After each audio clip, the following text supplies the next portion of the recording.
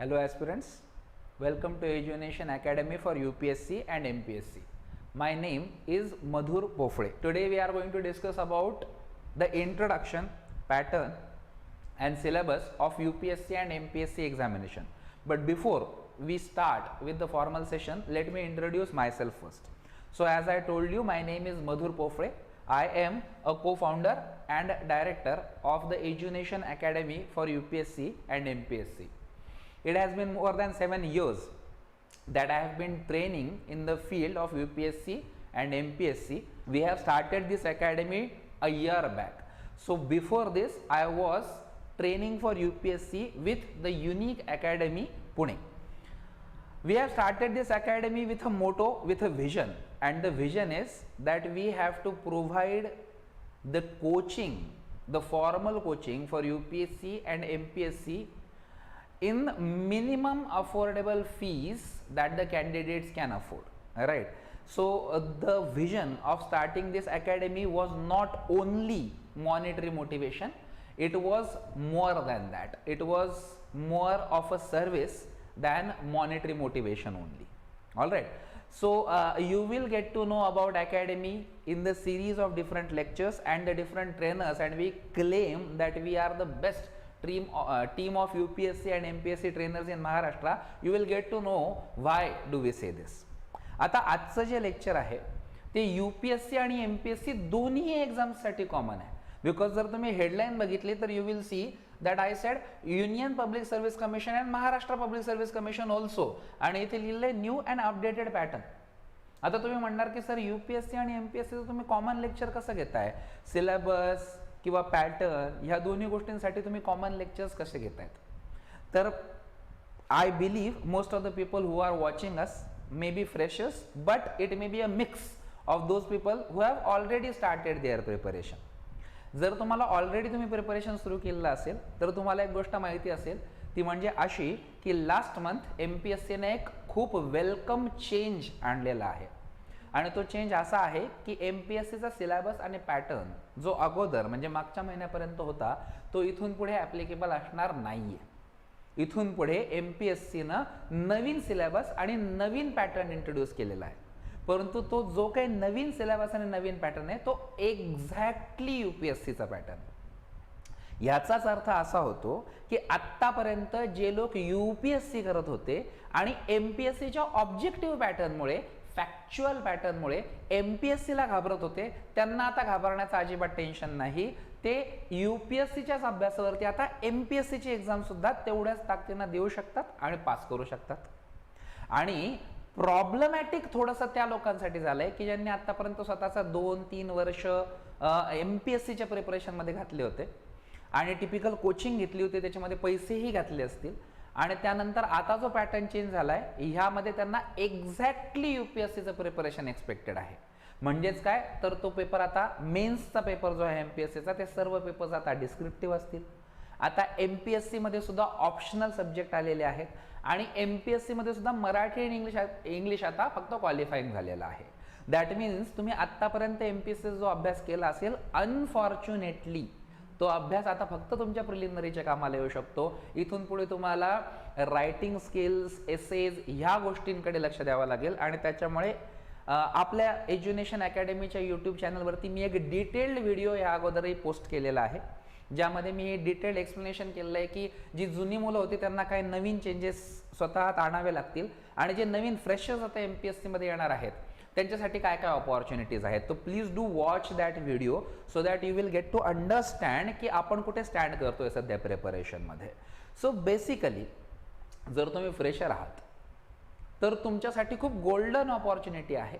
आणि जर तुम्ही ऑलरेडी MPSCचं प्रिपरेशन करून बसलेले आहात तर तुम्हाला एक गोष्ट लक्षात घ्यावी लागेल की इथून पुढे तुम्हाला गायडन्स जे आहे ते UPSCच्याच फॅकल्टीचं लागेल. सो त्याच्यामुळे तुम्ही जे काही क्लासेस अगोदर केले असतील आणि तुम्हाला MPSC पॅटर्न, ओल्ड पॅटर्न शिकवलं गेलं असेल तरी बिलीव्ह मी, ठीक आहे आता ते अनफॉर्च्युनेट आहे, त्याला कोणी काही करू शकत नाही, परंतु ते प्रिपरेशन तुमच्या फक्त प्रिलिमिनरी पुरत्या कामाचं येणार आहे. इथून पुढे तुम्हाला UPSCच्या क्लासमधून आणि UPSCच्या फॅकल्टीकडूनच गायडन्स घ्यावा लागेल. And therefore we claim that we are that academy in Maharashtra now that can claim की आम्ही आज MPSCचा बेस्ट कोचिंग तुम्हाला प्रोव्हाइड करू शकतो. बिकॉज बेसिकली एज्युनेशन अकॅडमी जेव्हापासून सुरू झाले तेव्हापासून फक्त UPSC फोकस्डच होती, कारण सर्व ट्रेनर्स UPSCचेच आहेत.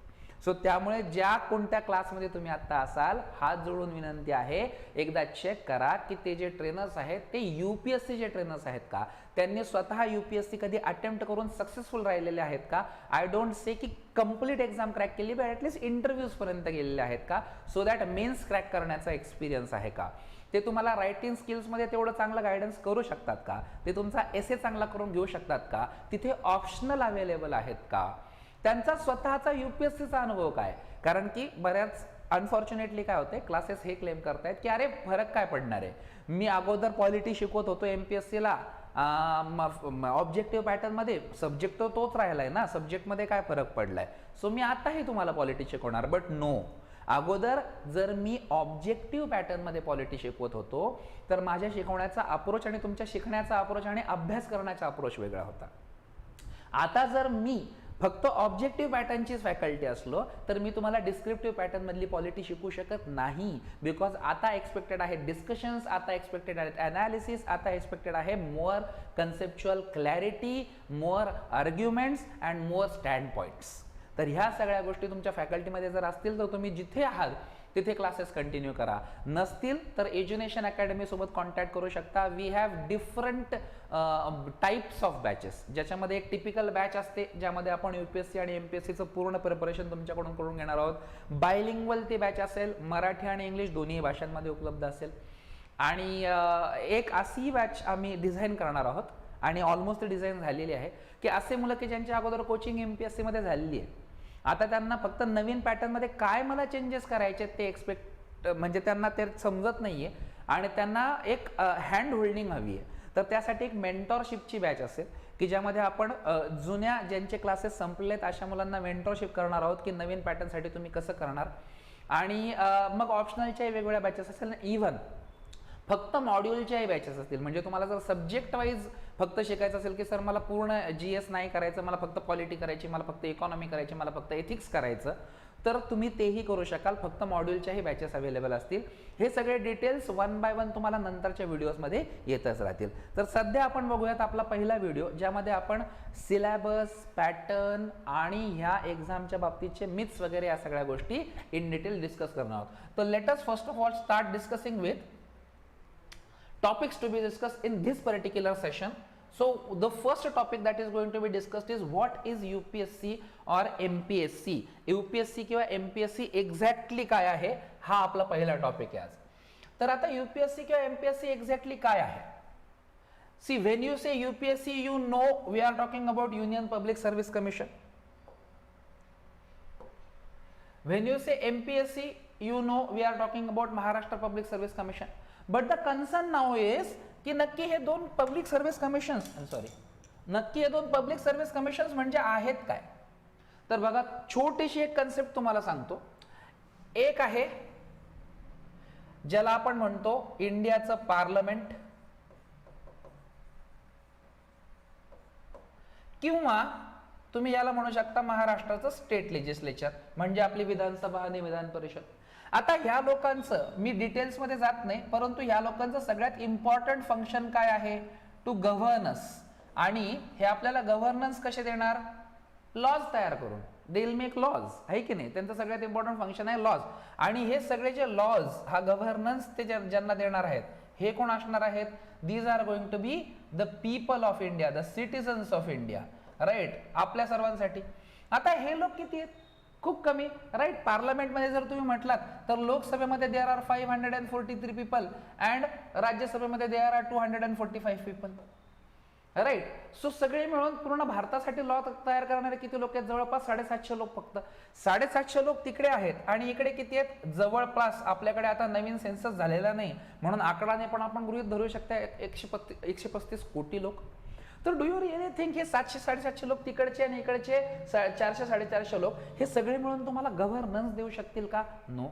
मग गव्हर्नन्स देण्यासाठी इथे एक अशी कुठली तरी परमनंट बॉडी असायला हवी की जे ह्यांनी तयार केलेले लॉस तुमच्यापर्यंत पोहोचण्यास मदत करेल. आणि ह्याच बॉडीला आपण एक सुंदर नाव दिलेलं आहे पॉलिटीमध्ये, ज्याला आपण म्हणतो ब्युरोक्रेसी.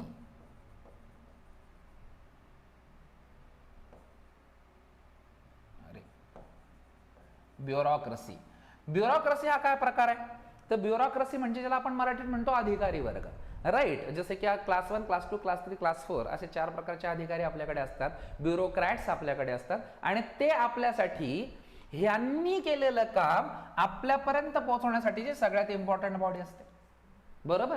आता हे खूप इम्पॉर्टंट लोक आहेत, because these are called permanent executive, कारण की ते एकदा सिलेक्ट होतात आणि व्हायच्या 60 वर्षांपर्यंत आपल्याला सर्व्हिस देतात, राईट. मग ह्यांना सिलेक्ट करण्यासाठी कुणीतरी कायमचं हवं होतं की हे सिलेक्ट कसे होणार. भारतातल्या सगळ्या जनतेमधनं असं कसं ठरवायचं की कोण अधिकारी होणार, कोण IAS होणार, कोण डेप्युटी कलेक्टर होणार, कोण IPS होणार, कोण डेप्युटी सुपरिटेंडेंट ऑफ पोलीस होणार, हे सगळं ठरवायचं कसं.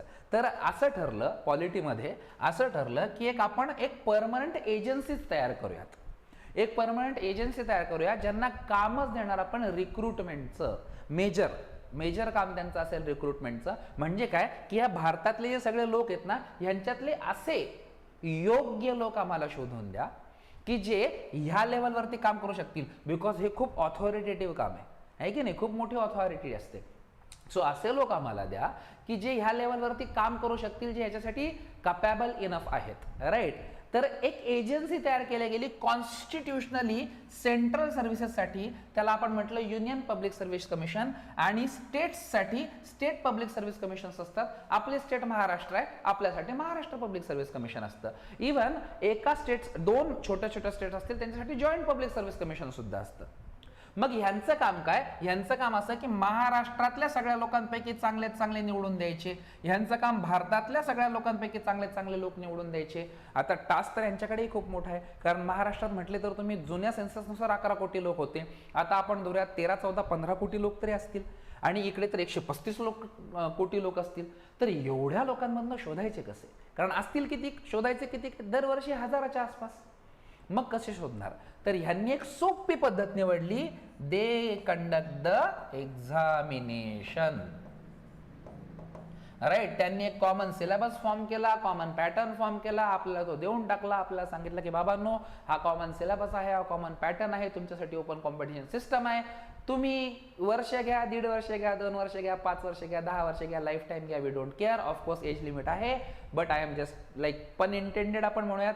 तर तुम्हाला काय घ्यायचं तो वेळ घ्या, ह्याच्यावरती प्रिपरेशन करा, आम्ही ह्याच्यावरती तुमची एक्झाम घेणार, एक्झामचा एक पॅटर्न ठरलेला असणार, त्याच्या काही स्टेजेस ठरलेले असणार, आणि त्यामधनं जो स्वतःला सिद्ध करेल त्याला आम्ही इथे बसवू, त्याच्याकडे खूप मोठी ऑथॉरिटी देऊ, त्याच्याकडे भारतातल्या 135 कोटी लोकांना सर्व्ह करण्याची ऑथॉरिटी असेल, राईट. आणि ह्या प्रकारची एक्झामिनेशन क्रॅक करूनच तुम्ही तिथे जाऊ शकाल. सो सोप्या भाषेत जर तुम्हाला सांगायचं व्हॉट इज UPSC और MPSC, सो UPSC और MPSC is nothing but the recruitment agency of the government. That is the agency that picks up the best brains in the country and delivers them to the government. की आता आम्ही exam घेतली, या लोकांना select केलं, इथून पुढे ते तुम्ही ठरवा की यांच्याकडून कसं काम करून घ्यायचं आहे, राईट. सो बेसिकली UPSC किंवा MPSC काय असेल, तर UPSC आणि MPSC म्हणजे अशी एक ऑर्गनायझेशन, अशी एक एजन्सी, ज्याला आपण सोप्या भाषेत कन्सल्टन्सी म्हणतो, नाही का.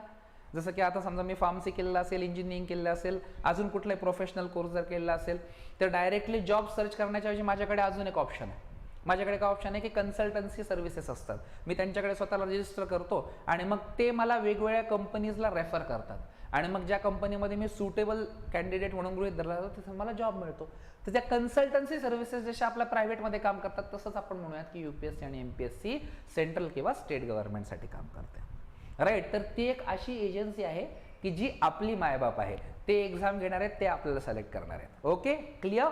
I will try to clear every point, every minute point in this lecture, so that ज्यांना कोणाला समजतं UPSC आणि MPSC काय, त्यांनाही काहीतरी जास्तीचं मिळावं, आणि ज्यांना काहीच माहिती नाही, जे कम्प्लिटली फ्रेशर आहेत, त्यांच्यासाठी भरपूर डिटेल्ड इन्फॉर्मेशन असली पाहिजे. देअरफॉर आय रिक्वेस्ट, जर हे लेक्चर तुम्हाला चांगलं वाटत असेल, please share it with your other aspirants also.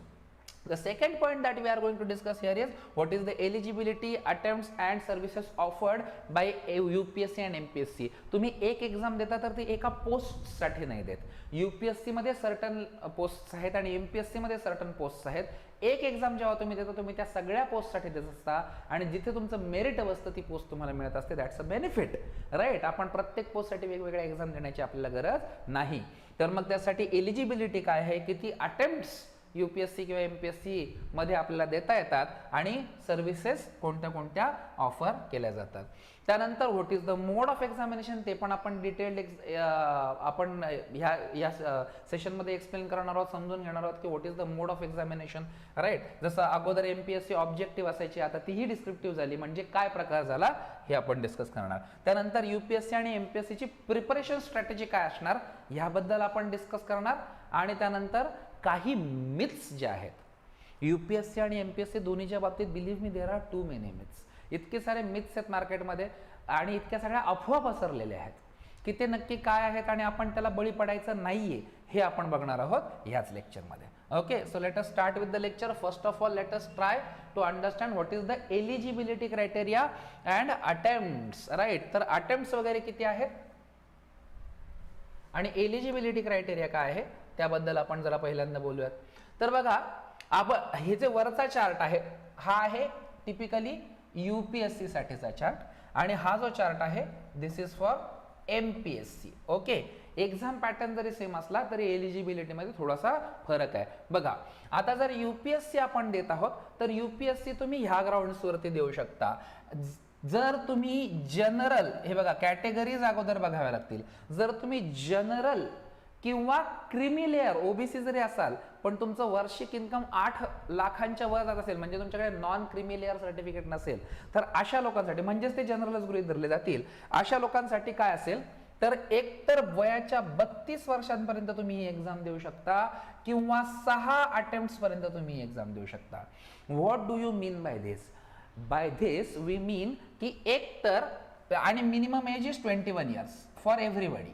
Okay, so 21व्या वर्षी तुम्ही एक्झाम देणं चालू करू शकता, परंतु असं नाही की 21व्या वर्षापर्यंत पासून ते 32 वर्षांपर्यंत मी पूर्ण एक्झाम देऊ शकतो का? नो, मला एकतर 6 अटेम्प्ट्स देता येतील किंवा 32 वर्षापर्यंत एक्झाम देता येईल. म्हणजे काय की मला खूप रॅशनली ठरवावं लागतं की मला कोणता अटेम्प्ट घ्यायचा आणि कोणता नाही घ्यायचा, कारण मला फक्त 6च वेळा ही एक्झाम देता येऊ शकते. 6 नंतर मी ही जनरल कॅटेगरीत जर असलो तरी एक्झाम देता येणार मला नाही, किंवा माझ्या वयाचे 32 वर्ष पूर्ण झाले तरी ही एक्झाम देता येणार नाही. आता हे 32 वर्ष वगैरे कधी धरणार? ज्या वर्षी तुम्ही एक्झाम देताय त्या वर्षीच्या 1 ऑगस्टला एज कन्सिडर केलं जातं. म्हणजेच if you are attempting the examination in 2023, let us consider preliminary examination is held in June.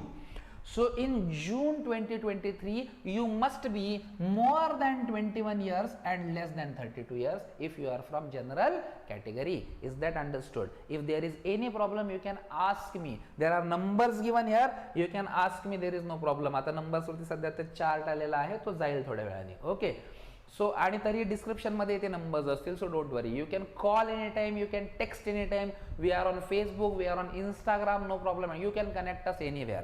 You can comment on this video also, there is no problem at all. Okay, now if you are OBC, तुमच्याकडे non creamy layer आहे, म्हणजेच तुम्ही reservation consider करताय OBCचं, तुम्ही reservation मध्ये आहात. तर जर तुम्ही OBC असाल तर अगेन तुम्ही वयाचा एकतर 35 वर्षांपर्यंत देऊ शकता किंवा जास्तीत जास्त 9 अटेम्प्ट्स पर्यंत देऊ शकता. म्हणजे एकतर 9 वेळा एक्झाम द्यायची नाही तर 35 वर्षांपर्यंत द्यायची. If you are from SC or ST category then you can attempt this examination till the age of 37 years and there is no limit to attempts. That means तुम्ही 21व्या वर्षापासून ते 37 वर्षांपर्यंत दरवर्षी एक्झाम देऊ शकता. जर तुम्ही SC किंवा ST ह्या दोनपैकी एका कॅटेगरीचे असाल तर नो प्रॉब्लेम ॲट ऑल, कितीही बिंदास्त एक्झाम द्या, UPSCला काही प्रॉब्लेम नाही. आता हेच जर तुम्ही फिजिकली हँडिकॅप, ज्याला आपण ॲक्च्युली डिफरंटली एबल्ड म्हणतो, तर जर तुम्ही डिफरंटली एबल्ड असाल तर वयाच्या 42 वर्षांपर्यंत किंवा अगेन 9 अटेम्प्ट्स देता येतील. आणि जर तुम्ही, आता हे ॲप्लिकेबल नाहीये, राईट, आता याची काही गरज नाहीये, फक्त एक्स सर्व्हिसमन ॲप्लिकेबल आहे. फक्त J&K डोमिसाईल आता संपलाय विषय, बिकॉज जे लोक आधीपासून प्रिपेअर करताय किंवा नसेल तरी पण थोडंफार करंट आपल्याला माहिती असतात, ज्यामध्ये आपल्याला हे तर माहितीच असेल की मागच्या वर्षीपासून Jammu and Kashmir is not a special status state anymore. आता ती एका आपल्या बाकीच्या स्टेट सारखी स्टेट आहे, तर तिथे जम्मू अँड काश्मीरच्या डोमिसाईलसाठी आता सेपरेटली काही मिळत नाही. सो आता फक्त एक्स सर्व्हिसमॅनसाठी आहे. तर तुम्ही एक्स सर्व्हिसमॅन असाल तर ॲडिशनल कुठल्याही ज्या कॅटेगरीचे तुम्ही असतात, depend upon your category, additional 5 वर्ष होतील. म्हणजे जर जनरल कॅटेगरीचे असाल तर 32+5, ओबीसी असाल तर 35+5, SC ST असाल तर 37+5. ओके, त्या वर्षांपर्यंत तुम्ही ही UPSCची एक्झाम देऊ शकता एक्स सर्व्हिसमॅन असाल तर. त्यानंतर येऊयात MPSC कडे. MPSCचा पॅटर्न काय आहे, तर MPSC साठी जर तुम्ही जनरल कॅटेगरी असेल तर मिनिमम एज जे आहे ते 19 वर्ष आपण गृहीत धरलेलं आहे. मिनिमम एज तुम्ही 19 वर्षापर्यंत एक्झाम देऊ शकता. आणि जनरल कॅटेगरीची राज्यसेवेची जी एक्झाम आहे ते 38 वर्षांपर्यंत देऊ शकतात. ओके, जर तुम्ही जनरल कॅटेगरीत असाल तर तुम्ही वयाच्या 38 वर्षांपर्यंत देऊ शकता. There is no limit to attempts. आता काही लोक असे असतील की त्यांना थोडाफार अपडेट आहे, थोडाफार नाही आहे. मग काही दिवसांपूर्वी म्हणजे 2 ते 3 महिने झाले असतील MPSCने डिक्लेअर केलं होतं की इथून पुढे UPSC सारखे अटेम्प्ट्स पण राहतील. परंतु मागच्या महिन्यात पुन्हा MPSCनं त्यात अजून एक नोटिफिकेशन टाकलंय की आता ती अटेम्प्टची मर्यादा परत आम्ही काढून घेतलेली आहे. म्हणजे काय, MPSCला अटेम्प्ट नाही, तुम्ही दरवर्षी बिंदास एक्झाम देऊ शकता. 19व्या वर्षी देणं चालू करा आणि चालू द्या रट्टा, काहीच टेन्शन नाही. ओके, वयाच्या 38 वर्षापर्यंत कंटिन्युअसली एक्झाम देत राहा, काही प्रॉब्लेम नाही. हेच जर तुम्ही OBC असाल किंवा SC असाल किंवा ST असाल, म्हणजे कुठल्याही प्रकारची रिझर्व्ड कॅटेगरी असेल तर तुम्ही वयाच्या 43 वर्षांपर्यंत एक्झाम देऊ शकता. OBC SC ST साठी वेगवेगळं नाही, जसं UPSCत आहे तसं ह्याच्यामध्ये नाही. वयाच्या 43 वर्षापर्यंत तुम्ही बिनधास्त एक्झाम देऊ शकता. त्यात जर तुम्ही खेळाडू असाल, परंतु बघा प्रावीण्यप्राप्त खेळाडू, प्रावीण्यप्राप्तचा अर्थ असा होतो की तुमच्याकडे रँक पाहिजे, काहीतरी पोझिशन पाहिजे. तुम्ही जो खेळ खेळाल फर्स्ट, सेकंड किंवा थर्ड तुम्ही आलेले असला पाहिजेत. तर प्रावीण्यप्राप्त खेळाडू जर तुम्ही असाल तरीही तुम्ही 43 वर्षांपर्यंत ही एक्झाम देऊ शकता, काही प्रॉब्लेम नाही. आणि हेच जर तुम्ही एक्स सर्व्हिसमन असाल तरीही तुम्ही 43 वर्षापर्यंत ही एक्झाम देऊ शकतात. परंतु जर तुम्ही दिव्यांग असाल, दिव्यांग म्हणजे काय, पुन्हा डिफरंटली एबल्ड, जर तुम्ही डिफरंटली एबल्ड असाल तर वयाच्या 45 वर्षांपर्यंत ही एक्झाम तुम्हाला देता येते. There is no problem at all. I believe again the eligibility criteria is clear, right? Eligibility clear झाली असेल. आता बघूयात पुढची स्लाइड काय आहे. तर एज्युकेशनल किंवा अकॅडमिक क्वालिफिकेशन काय आहे. UPSC MPSC दोन्हीसाठी कॉमन अकॅडमिक क्वालिफिकेशन आहे. जर तुम्ही अकॅडमिक्स बद्दल बोलत असाल तर मिनिमम पर्सेंटेज असं काही नाही. जसं अगोदर बँकिंगमध्ये असायचं बघा, आता तर बँकिंगमध्ये आय बिलीव्ह नाहीये, परंतु अगोदर SBI साठी स्पेसिफिकली असायचं की मिनिमम 60% पाहिजेत असं तसं. तर नो मिनिमम क्वालिफिकेशन, तुम्ही फक्त ग्रॅज्युएट असले पाहिजे. You must be graduate. Minimum असं काहीच नाही की इतकेच टक्के पाहिजे, तुम्ही पास असले पाहिजे, दॅट्स इट. मग 70% चालतो, 80% चालतो, 100% चालतो, 35% चालतो. तुमचे जे पासिंगची क्वालिफिकेशन आहे, मग तुमच्या डिपेंडिंग ऑन युअर ग्रॅज्युएशन ते क्वालिफिकेशन तुमचं क्लिअर पाहिजे. बाकी मिनिमम पर्सेंटेजचं काही टेन्शन नाही. आता बाकीचे डिटेल्स मी एक्स्ट्रा टाकलेत, पण इन शॉर्ट आपल्याला लक्षात ठेवायचं ग्रॅज्युएट पाहिजे कोणत्याही फील्डचा. मग हेच जर तुमचं ATKT किंवा बॅक असेल तुमचा काही, तर तुम्ही म्हणणार मला देता येते, एक्झाम देता येते पण पास झाल्यानंतर देता येते. ग्रॅज्युएट पाहिजे इन शॉर्ट. त्याच्यानंतर हेच जर तुम्ही लास्ट सेमिस्टरमध्ये असाल, लास्ट सेमिस्टरमध्ये किंवा लास्ट इयरमध्ये तुम्ही असाल तर देता येते का, 100% देता येते. प्रिलिमिनरी देता येते, परंतु ह्या सेन्सने द्यावे लागते की मेन्सच्या अगोदर तुमचा रिझल्ट आलेला असला पाहिजे.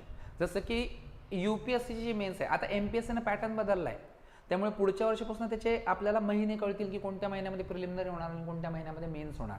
UPSC ठरलेलं आहे, प्रिलिमिनरी होते जून महिन्यामध्ये आणि मेन्स होते सप्टेंबर महिन्यामध्ये. सो जी मेन्स आहे त्याच्या अगोदर तुमचा रिझल्ट आलेला असला पाहिजे. फॉर एक्झाम्पल आता आपण जर म्हटलं तर जनरली प्रत्येक युनिव्हर्सिटीची एक्झाम आपल्याकडे मार्च एप्रिलमध्ये होतात थर्ड इयरच्या, आणि जून जुलैपर्यंत रिझल्ट येतो. म्हणजे तुम्ही थर्ड इयरला लास्ट सेमला जरी असलात आणि जून जुलै ऑगस्ट पर्यंत जरी तुमचा रिझल्ट येत असला, नाही जुलै एंड पर्यंत तुमचा रिझल्ट जरी येत असला, कारण डॅफ जो आपण भरतो डिटेल्ड ऍप्लिकेशन फॉर्म, मेन्सच्या अगोदर आपण जो फॉर्म भरतो त्याला डॅफ म्हणतात, डॅफ 1. तर डॅफ 1 भरताना तुम्हाला थर्ड इयरचे पर्सेंटेज लिहावेच लागतील किंवा फोर्थ इयरचे जर तुम्ही इंजिनिअरिंगला असाल, राईट. म्हणजे मेडिकल, इंजिनिअरिंग, रेग्युलर ग्रॅज्युएशन, जे ग्रॅज्युएशन आहे त्या बेसिसवर तुम्हाला लास्ट इयरचे पर्सेंटेज तुमचे लिहावे लागतात. दॅट मीन्स तुम्ही लास्ट सेमिस्टरला असला तर एक्झाम देऊ शकता का, येस एक्झाम देऊ शकता, परंतु मेन्सच्या अगोदर तुमचा रिझल्ट आलेला असलाच पाहिजे. आणि फॉरेन डिग्री जर असेल तुमची, जर फॉरेन डिग्री जर असेल तर इंडियानं रेकग्नाइज्ड डिग्री जी आहे ती इक्विव्हॅलंट जर तुमची असेल तर तरीही तुम्ही UPSC एक्झाम देऊ शकता. मला असं वाटतं की काही हे फार ॲप्लिकेबल राहणार नाही आपले जे व्हिडिओज बघतायत त्यांच्यासाठी, बट असो. आणि डिस्टन्स एज्युकेशन, खूप मुलांचा प्रश्न असतो, सर माझी YCUची डिग्री आहे यशवंतराव चव्हाणची, किंवा माझी इंदिरा गांधी नॅशनल ओपन युनिव्हर्सिटीची इग्नूची डिग्री आहे, तर चालेल का? 100% चालतं. There is no problem at all. फक्त UGC किंवा AICTE कडनं ती रजिस्टर्ड रेकग्नाइज्ड युनिव्हर्सिटी असली पाहिजे. Most of the universities are recognise. So ज्या फसव्या युनिव्हर्सिटीज आहेत त्या सोडून सगळ्या युनिव्हर्सिटीची डिग्री चालते. डिस्टन्स एज्युकेशन जरी तुमचं असलं तरीही काहीही प्रॉब्लेम नाही. Eligibility clear. So age limit याच्या अगोदरच्या स्लाइडमध्ये क्लिअर झालेलं आहे. आता क्लिअर झालेलं आहे की ग्रॅज्युएशन पाहिजे, कोणत्याही स्ट्रीममधलं किती टक्क्याचं ग्रॅज्युएशन चालतं. No problem at all. Just a moment. आता बघूयात UPSC कोणत्या कोणत्या प्रकारचे एक्झाम्स घेते. आता UPSC तुम्ही म्हणणार सर तुम्ही म्हटले होते की UPSC MPSC ची कॉमन स्लाइड असेल, तर ती कॉमनच स्लाइड आहे, परंतु UPSC वेगवेगळ्या प्रकारचे जे एक्झाम्स कंडक्ट करते त्या तुम्हाला माहिती असल्या पाहिजेत. MPSC ही वेगवेगळ्या प्रकारचे एक्झाम्स कंडक्ट करते, परंतु त्यामध्ये स्पेसिफिकली फक्त एवढंच आहे की फक्त एक राज्यसेवा ज्याबद्दल आपण बोलणार आहोत, मेजर सिव्हिल सर्व्हिस एक्झाम, आणि त्यानंतर ग्रुप B च्या एक्झाम्स म्हणजे PSI STI combined level exam जे असते त्या दोनच एक्झाम्स. पण UPSC खूप सारे एक्झाम्स कंडक्ट करते. बघा जसं आपण म्हणतो civil services, pre civil services mains examination जे आपण आता करतोय ती, त्याच्यानंतर फॉरेस्ट सर्व्हिस एक्झामिनेशन पण UPSC कंडक्ट करते. आता फॉरेस्ट सर्व्हिसेस जर तुम्ही म्हणाल तर ॲक्च्युली जर तुमची डिग्री फॉरेस्ट सर्व्हिसेससाठी एलिजिबल असली, नोटिफिकेशनमध्ये ते असतं, मी एखाद्या व्हिडिओमध्ये वाटल्यास ते स्पेसिफिकली सांगेल.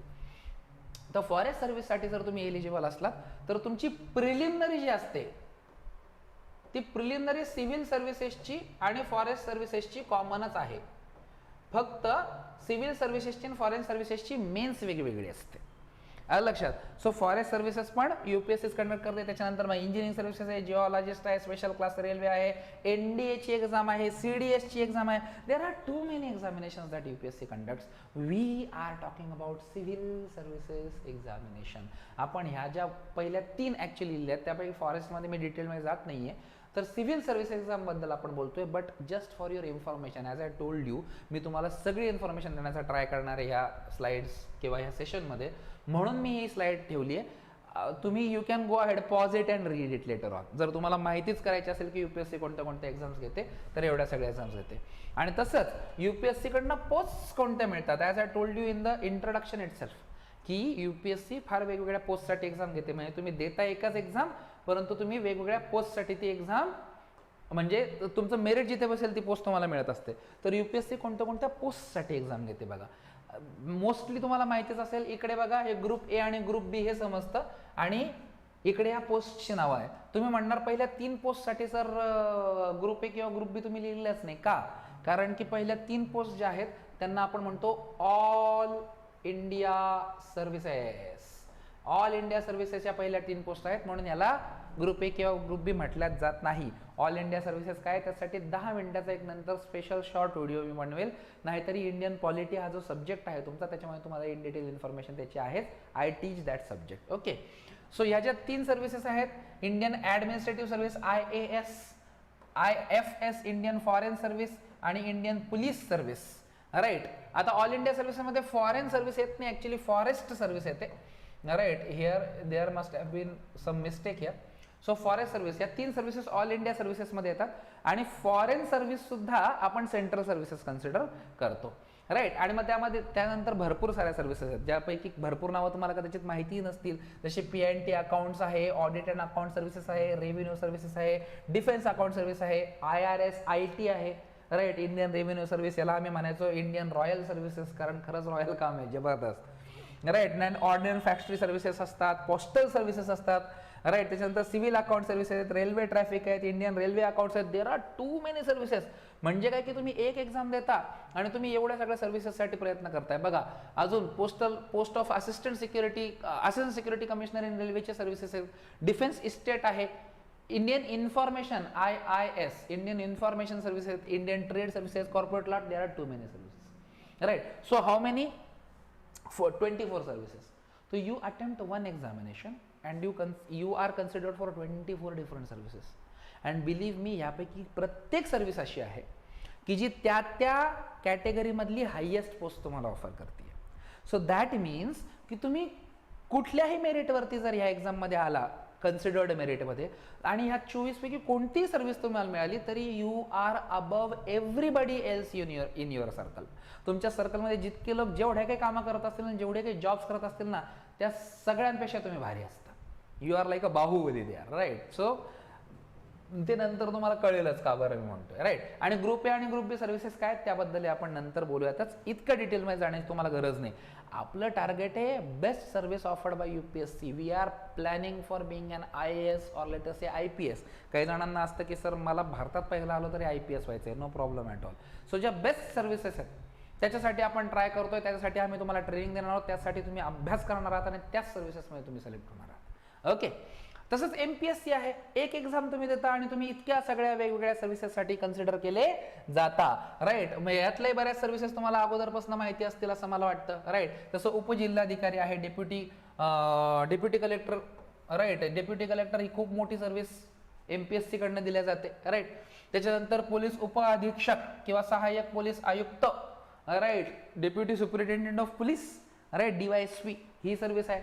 सहाय्यक राज्यकार आयुक्त आहे, उपनिबंधक असतात, मुख्य कार्यकारी अधिकारी असतात, डेप्युटी CEO ज्याला आपण म्हणतो ZP मध्ये असतात, राईट. तर असे खूप साऱ्या मुख्य अधिकारी नगरपालिका, CO नगरपालिकेचे CO जे आहेत ती ही पोस्ट आहे. सो अशा भरपूर साऱ्या पोस्ट आहेत, म्हणजे इव्हन MPSCत. आता अगेन तुम्हाला जर डिटेल्स बघायचे असतील, you can freeze pause the video and read all this. आणि MPSC.gov लिहून देऊ का मी तुम्हाला, सरळ सरळ सोपं पडेल. असं काही नाही की मी फार काही असं लिहिलंय स्वतः टाईप केलंय, नो. हा सगळा डेटा अवेलेबल आहे इंटरनेटवरती. There is a site mpsc.gov.in. याच्यावरती तुम्ही गेलात तर हा तुम्हाला चार्टच मिळतो. तर तुम्हाला जर वाचायचंच आहे कोणकोणत्या सर्व्हिसेस MPSC मधनं मिळतात, you can go ahead with this chart, right. Pause the video or go on mpsc.gov.in. खूप साऱ्या तहसीलदार आहे, नायब तहसीलदार आहे, खूप साऱ्या मोठमोठ्या चांगल्या चांगल्या सर्व्हिसेस MPSC देते. बघा MPSC मधनं जर तुम्ही गेला तर टोटल किती सर्व्हिसेससाठी कन्सिडर केले जाता, 32 सर्व्हिसेस. तुम्ही एक एक्झाम देताय आणि तुम्ही 32 सर्व्हिसेससाठी कन्सिडर होताय. UPSC तुम्ही एक एक्झाम देताय, तुम्ही 24 सर्व्हिसेससाठी कन्सिडर होताय. आणि MPSCची सुद्धा प्रत्येक सर्व्हिस कशी आहे बघा ना जरा. डेप्युटी कलेक्टर आहे, महाराष्ट्रातली सगळ्यात मोठी पोस्ट आहे. म्हणजे ऑफकोर्स IAS पण महाराष्ट्रात काम करतात, पण IAS is not the post offered by MPSC. तो महाराष्ट्र गव्हर्नमेंटनं ऑफर केलेली सगळ्यात मोठी पोस्ट. DYSP महाराष्ट्र गव्हर्नमेंटनं ऑफर केलेली पोलीसमधली सर्वात मोठी पोस्ट. सो तुम्ही एक एक्झाम देताय, हे बघा, कोणत्याही प्रकारचं ग्रॅज्युएशन करा, कोणत्याही प्रकारचा प्रोफेशनल कोर्स करा, त्याच्यात पण तुम्ही तेवढीच मेहनत घेताय. इथे तुम्ही 2 वर्षांची मेहनत देणार आहात मला. आणि मी उगीच बाकीच्या क्लासेस वाल्यांसारखं खोटं बोलणार नाहीये, जे आहे ते खरं सांगतोय. 1 वर्षाची आपली बॅच असते, कुठल्याही क्लासची 1 वर्षाची बॅच असते. आपण एखादा महिना उलट जास्त घेतो परंतु कमी नाही. गॅरंटीड 12 महिन्याची बॅच असेल, एखाद्या वेळेस 13 महिने चालेल, परंतु 11 महिन्यात संपणार नाही. आणि तरीही मी सांगतोय स्पष्ट की त्यानंतर 7 ते 8 महिने तुमचे अजून सेल्फ प्रिपरेशनचे आणि व्हॅल्यू ॲडिशनचे लागतील. ते काय आहे ते नंतर तुम्हाला सांगितलं जाईल. ते सगळं झाल्यानंतरच तुम्ही सिलेक्ट होणार आहात. सो 2 वर्षाचा टाइम तुम्ही देणार आहात, 2 वर्षाचा सॅक्रिफाईस तुम्ही करणार आहे. परंतु पोस्ट कोणत्या मिळणार आहेत कळतंय. तुम्ही you will be on cloud 9 guaranteed. इतक्या मोठ्या ऑथॉरिटीवरती काम करणार आहात तुम्ही. सो तो थोडासा विचार करायचा आहे आपल्याला, नाही का. सो ही झाली basic information about UPSC and MPSC. आता बघूयात आपण सिलेबस, राईट. UPSC किंवा MPSC ही जी एक्झाम आहे 3 लेवल्समध्ये घेतल्या जाते. ओके, ते अगोदर थोडंसं क्लिअर करतो, मग त्यानंतर पुढचं बोलूया. 3 लेवल्समध्ये ही एक्झाम घेतली जाते बघा. जी फर्स्ट लेवल आहे, the first stage of the examination is called preliminary examination. UPSC असो MPSC असो दोन्हीसाठी. ओके. त्यानंतर the second stage of the examination is called the mains examination and the third stage of examination is called the personality test. मराठीत म्हणूयात. Preliminary examination म्हणजे आपण म्हणतोय पूर्व परीक्षा. मेन्स एक्झामिनेशन म्हणजे आपण म्हणतोय मुख्य परीक्षा. आणि पर्सनॅलिटी टेस्ट म्हणजे आपण म्हणतोय, आता याला आपण मुलाखत, मराठीत MPSC मुलाखतच म्हणते, परंतु याला UPSC स्पेसिफिकली पर्सनॅलिटी टेस्ट का म्हणते हे थोडंसं सांगतो. बघा, इंटरव्ह्यू आणि पर्सनॅलिटी टेस्ट ह्या 2 वेगवेगळ्या गोष्टी आहेत का?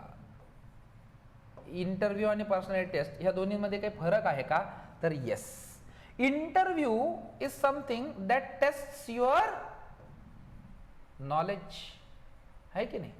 म्हणजे समजा मी ग्रॅज्युएट आहे, समजा मी इंजिनियर आहे आणि मी म्हणतोय की साहेब मला जॉब द्या एखाद्या कंपनीमध्ये जाऊन. मी समजा IT इंजिनियर आहे, सॉफ्टवेअर इंजिनियर आहे आणि मी एखाद्या IT कंपनीत जॉब मागतोय, तर ते माझा इंटरव्ह्यू घेतात. का? कारण की त्यांना माझं नॉलेज काय आहे, मी 4 वर्ष कॉलेजमध्ये नक्की काय केलंय हे त्यांना माहिती करून घ्यायचं असतं. सो ते मला असे प्रश्न विचारतात की जे त्यांच्या कामाचे आहेत, माझं नॉलेज किती टेस्ट करतात.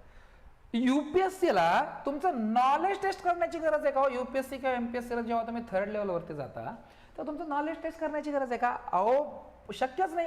गरज काय? बिकॉज तुम्ही प्री पास करताय, तुम्ही मेन्स पास करताय.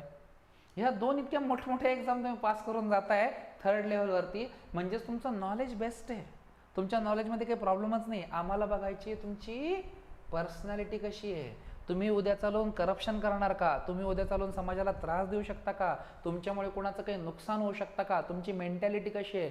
तुमची पेट्रिओटिझम किती आहे? तुम्ही देशाबाबतीत, समाजाबाबतीत, आपल्या कम्युनिटी बाबतीत किती चांगला विचार करू शकता? तुमचे नक्की विचार किती प्युअर आहेत हे सगळं बघितलं जाणार आहे. तुमची पर्सनॅलिटी काय हे बघितलं जाणार आहे. बिकॉज तुम्ही ना एका जिल्ह्याचे राजासारखं काम करत असता. नाही, जुन्या पिक्चरमध्ये तुम्हाला ते ऐकायला मिळेल, कलेक्टर जिल्हे का राजा होता है. आणि ती फॅक्ट आहे. कलेक्टरच्या हातात काय पॉवर्स आहेत. सो ती पॉवर तुमच्या हातात देण्याच्या अगोदर हे तर बघावं लागेल ना तुम्ही माणूस म्हणून कसे आहात. सो त्याच्यासाठी ती पर्सनॅलिटी टेस्ट गेली जाते. इथे तुमची नॉलेजची टेस्ट नाही आहे. म्हणून UPSCनं स्पेसिफिकली शब्द वापरला आहे की पर्सनॅलिटी टेस्ट साहेब, इंटरव्ह्यू नाही आहे. इतक्या मायन्यूट गोष्टी आत्तापासून माहिती पाहिजेत. मोस्ट ऑफ द ट्रेनर्स सुद्धा याला इंटरव्ह्यू म्हणतात. तर किती मोठी चूक आहे जरा लक्षात घ्या. तुमचा इंटरव्ह्यू होत नाही. UPSC तुमच्या नॉलेजसाठी तुम्हाला तिथे बसवत नाही. म्हणूनच मुलं इंटरव्ह्यूमध्ये कमी मार्क घेऊन येतात. कारण ते प्रिपरेशन करताना काय करतात, पुन्हा एकदा रट्टा मारतात. सब्जेक्टचा रट्टा मारणार, करंट अफेअर्सचा रट्टा मारणार. नाही रे बाबड्या, तुला जे ऑफकोर्स करंट अफेअर्सचे प्रश्न विचारले जाणार नाहीत का? 100% विचारले जातील. तुम्हाला हे विचारलं जाऊ शकतं की यार श्रीलंकेमध्ये आता इतका जास्त इकॉनॉमिक ब्रेकडाऊन झालेला आहे, बांगलादेश, पाकिस्तान त्याच कगारवरती आहेत सध्या, कदाचित तिथे इकॉनॉमिक ब्रेकडाऊन होऊ शकतो. तुम्हाला काय वाटतं इथून पुढे 10 वर्षात इंडियाची इकॉनॉमिक सिच्युएशन कशी असेल? आता हा करंट अफेअर्सचा प्रश्न नाही आहे, हा पर्सनॅलिटी टेस्टचा प्रश्न आहे. तुम्ही किती कॉन्फिडंट आहे, तुमचा प्रेझेन्स ऑफ माइंड किती आहे, तुमचा ॲनालिसिस किती, एक माणूस म्हणून तुम्ही पुस्तकातून जे वाचलंय त्याच्यात अक्कल किती आली आहे हे टेस्ट केलं जाते. राईट. सो फक्त तुमचं उत्तर किती फॅक्च्युअली करेक्ट आहे यावरती UPSC मार्क नाही. तुमचे 10 प्रश्न रांगेत जरी तुम्ही म्हटलं ना, sir I do not know the answer of this particular question, there is no problem at all. They will not deduct your marks in interviews or the personality test. They will deduct the marks only when they'll see any fault in your personality. So now let us try and consider what is the syllabus for preliminary examination. Preliminary examination चा syllabus आणि pattern या दोन्ही गोष्टी आपण simultaneously discuss करूयात. Now this is applicable for UPSC as well as MPSC. दोन्हीसाठी हे जशाला तसं applicable आहे.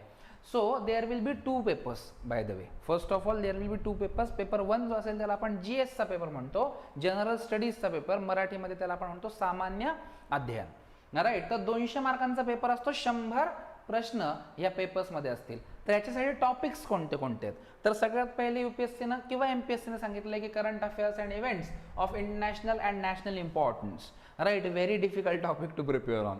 Y do I say it difficult? Because there is no typical compiled book for this. Right. एक टिपिकल मटेरियल नाही ना, एक book नाही असं मी तुम्हाला दिलं. आता तसं अगेन मार्केटमध्ये भरपूर सारे असे लेखक आहेत की आणि पब्लिकेशन्स पण आहेत की जे क्लेम करतात की सगळे करंट अफेअर्सचे प्रश्न आमच्याच पुस्तकातून येतात. But no, that is not possible. That is not logically possible. हे अगोदरच्या MPSCच्या पॅटर्नला कदाचित शक्य होतं, ते पण सगळेचे सगळे प्रश्न येणं तसंही शक्य नव्हतं.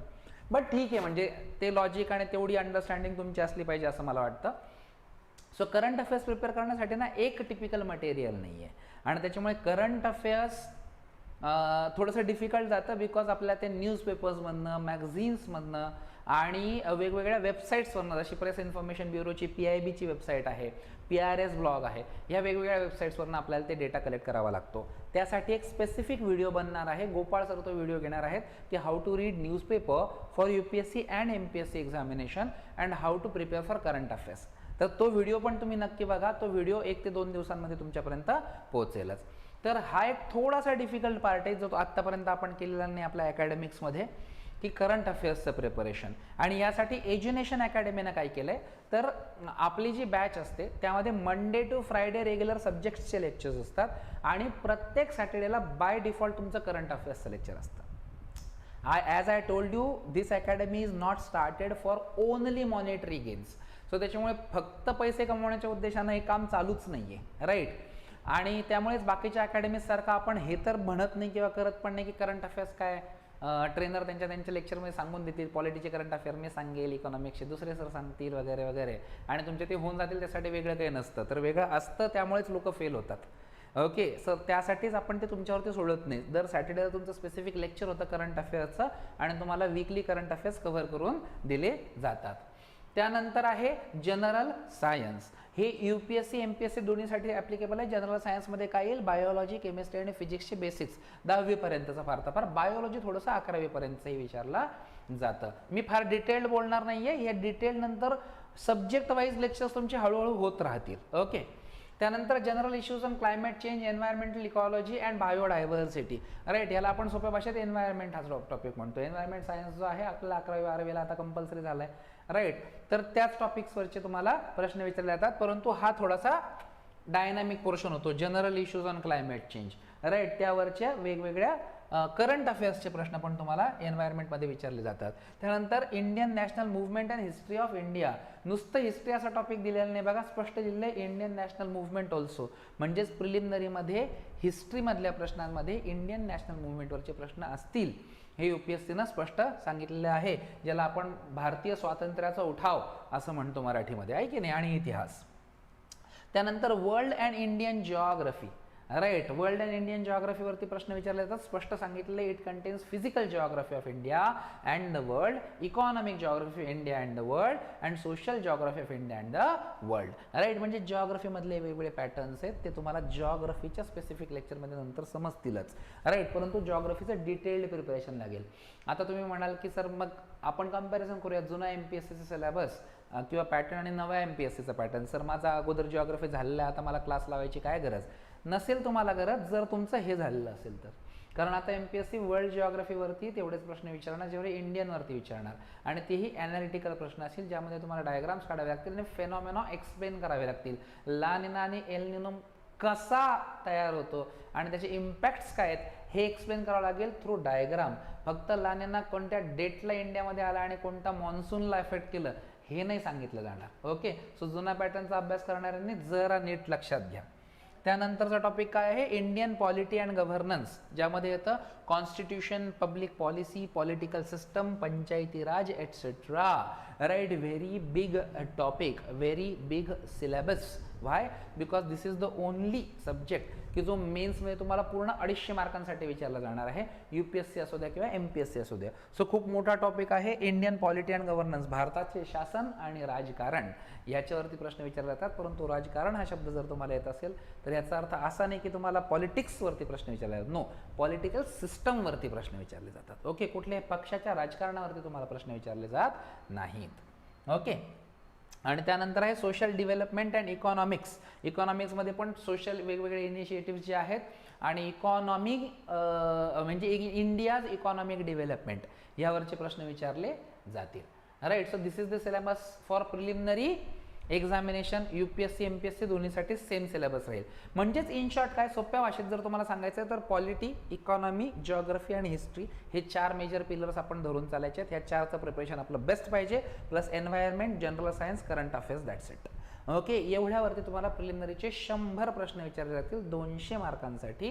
म्हणजेच एका बरोबर उत्तराला तुम्हाला 2 मार्क्स पडतील. Nature of the examination is of course objective. Preliminary असेल मग ती UPSCची असू द्या किंवा MPSCची असू द्या, ऑब्जेक्टिव्ह असते. MPSC मध्ये you do not have option of language. By default प्रत्येक प्रश्न इंग्लिश आणि मराठीत टाईप केलेला असेल. तसंच UPSC मध्ये प्रत्येक प्रश्न इंग्लिश आणि हिंदीमध्ये असेल. राईट, सो त्याच्यामुळे तिथे आपल्याला लँग्वेजची चॉईस नाही आहे. बाय डिफॉल्ट प्रत्येक प्रश्न हिंदी इंग्लिशमध्ये असेल UPSCत, बाय डिफॉल्ट प्रत्येक प्रश्न मराठी इंग्लिशमध्ये असेल MPSCत. तर तुम्ही मराठीत प्रिपरेशन करत असाल तरी तुम्ही योग्य आहात, आणि इंग्लिशमध्ये करत असाल तरी योग्य आहात. No problem at all. Right, so ही झालं पेपर 1ची स्कीम, पेपर 1चा पॅटर्न, पेपर 1चा सिलेबस. आता आपण बघूया पेपर 2 जो आहे तो पेपर 2 ज्याला आपण म्हणतो ॲप्टिट्यूड टेस्ट. ही पण 200 मार्कांसाठी आहे, परंतु जे प्रश्न आहेत ते 80 आहेत. म्हणजे इथे एका बरोबर उत्तराला तुम्हाला 2.5 मार्क्स मिळणार आहेत. ओके, तर ह्याचा सिलेबस काय आहे एकदा त्या टॉपिक्सवरती येतो, म्हणजे मग तुम्हाला मला एक्सप्लेन करायला सोपं जाईल तुम्हाला. तर बघा, problem solving and decision making हा जो टिपिकल भाग आहे, UPSC आता याच्यावरती प्रश्न विचारत नाही. MPSC याच्यावरती अजूनही प्रश्न विचारते. आता पुढच्या प्रिलिमिनरी मध्ये कळेल की ह्याच्यावरती MPSC पण प्रश्न विचारेल की नाही, पण UPSC तर आता भाग विचारला जात नाही. UPSC साठी काय आहे तर general mental ability, comprehension, data interpretation, basic numeracy, analytical ability and logical reasoning आणि इंटरपर्सनल स्किल्स वरती तर नाही विचारत. म्हणजेच इन शॉर्ट सोप्या भाषेत सांगायचं तर UPSC 3 टॉपिक्स वरती तुम्हाला प्रश्न विचारते. UPSC ने शब्द वापरलेला नाहीये, परंतु मॅथमॅटिक्स येस, कारण की डेटा इंटरप्रिटेशन, बेसिक न्यूमरसी हे 2 गोष्टी मॅथमॅटिक्स मध्ये झाल्या. ओके, परंतु 10वी पर्यंतचं math, ratio and proportion, percentage, pipes and systems, railways, time, speed, distance, या सगळ्या गोष्टी विचारल्या, खूप सोपं असतं. ओके, सेकंड जे आहे त्याला आपण म्हणतो सोप्या भाषेत रिझनिंग. सो इन डिटेल तुम्ही हा सिलेबस नाही बघितला तरी चालेल, मी जे 3 पॉईंट्स लिहिणार एवढं समजलं तरी खूप झालं. रिझनिंग मध्ये आल्या जनरल मेंटल ॲबिलिटी आणि analytical ability and logical reasoning, ह्या 2 गोष्टी आल्या रिझनिंग मध्ये. राईट, रिझनिंग म्हणजे काय, जे आपण नाही का स्कॉलरशिपच्या जर एक्झाम दिल्या असतील तर तुम्हाला एक छोटासा सब्जेक्ट होता ज्याला आपण म्हणायचो बुद्धिमत्ता चाचणी. तर बुद्धिमत्ता चाचणी नसायची का, त्याच प्रकारचा जो, त्याच्यापेक्षा थोडंसं ॲडव्हान्स, ऑफकोर्स 7वीच्या 8वीच्या लेवलचे प्रश्न नाही येणार, त्याच्यापेक्षा थोडेसे ॲडव्हान्स प्रश्न रिझनिंग मध्ये येतात. काय असतात डिटेल ते नंतर CSATच्या लेक्चरमध्ये तुम्हाला इन डिटेल समजून सांगितले जातीलच. आणि त्यानंतरचा एक मेजर पोर्शन असतो ज्याला आपण म्हणतो कॉम्प्रिहेन्शन. कॉम्प्रिहेन्शन पण तुमचं 10वी 12वीच्या पेपर्समध्ये झालेला आहे, ज्यामध्ये नाही का एक पॅसेज दिलेला असतो आणि त्या पॅसेजवरती तुम्हाला 4 ते 5 प्रश्न विचारले जातात आणि पॅसेजच्या अनुषंगाने तुम्हाला उत्तर द्यायचे असतात. खूप सोपं आहे, परंतु जे 11वी 12वी 10वीला स्किल्स वापरले ते स्किल तुम्ही इथे वापरू शकत नाही. स्किल काय ते तुमच्या लक्षात आला असेल असं मला वाटतं. आपण काय करायचो, आपल्यालाच नाही जरी समजलं तरी पण प्रश्नामध्ये, पूर्ण प्रश्नामध्ये एखादा शब्द, ह्या पॅसेज मधला एखादा शब्द, तो शब्द शोधायचो आणि तो शब्द पॅसेज मधल्या ज्या लाईन मध्ये आहे ते पूर्ण लाईन वरपासून खालपर्यंत लिहून काढायचं उत्तर म्हणून, आणि त्यात कुठेतरी उत्तर असायचं. त्यात उत्तर शोधण्याची जबाबदारी आपण त्या पेपर चेक करण्यावरती सोडायचो की बेटा तू हुशार असेल तर मला मार्क द्या आता, आणि ते बरोबर पडायचे मार्क्स. इथे हे स्किल तुमच्या कामाला येणार नाहीयेत. व्हाय, बिकॉज UPSC न किंवा MPSC न स्वतः पॅसेज पण दिलाय, स्वतः प्रश्न पण दिलाय, पण हाईट म्हणजे 1 2 3 4 त्याचे 4 ऑप्शन्स पण दिलेत, आणि त्या 4 ऑप्शन पैकी फक्त चांगलं काय, बरोबर काय हे तुम्हाला सांगायचंय. That is a little bit difficult thing. बरं, दुसरा प्रॉब्लेम याच्यामध्ये पुन्हा हा पण येतो, बऱ्याचदा ट्रेनर शिकवताना याच्यात खूप चुकीची गोष्ट सांगतात अशी की अरे पॅसेजची कुठे प्रॅक्टिस करत असतात का, आपण जी प्रॅक्टिस करतो ते पॅसेज काय कमिशन विचारणार आहे का. 100% नाही, पण तुम्ही जी प्रॅक्टिस करताय तो एसे पण कमिशन विचारणार नाही, तुम्ही जी प्रॅक्टिस करताय तो प्रश्नही पण कमिशन विचारणार नाही जशाल तसा. पॅसेज म्हणजेच कॉम्प्रिहेन्शन जे आहे ना, it is a matter of skill, it is a matter of practice. Believe me, त्याची प्रॅक्टिस करावी लागते. There is a technique to solve comprehension.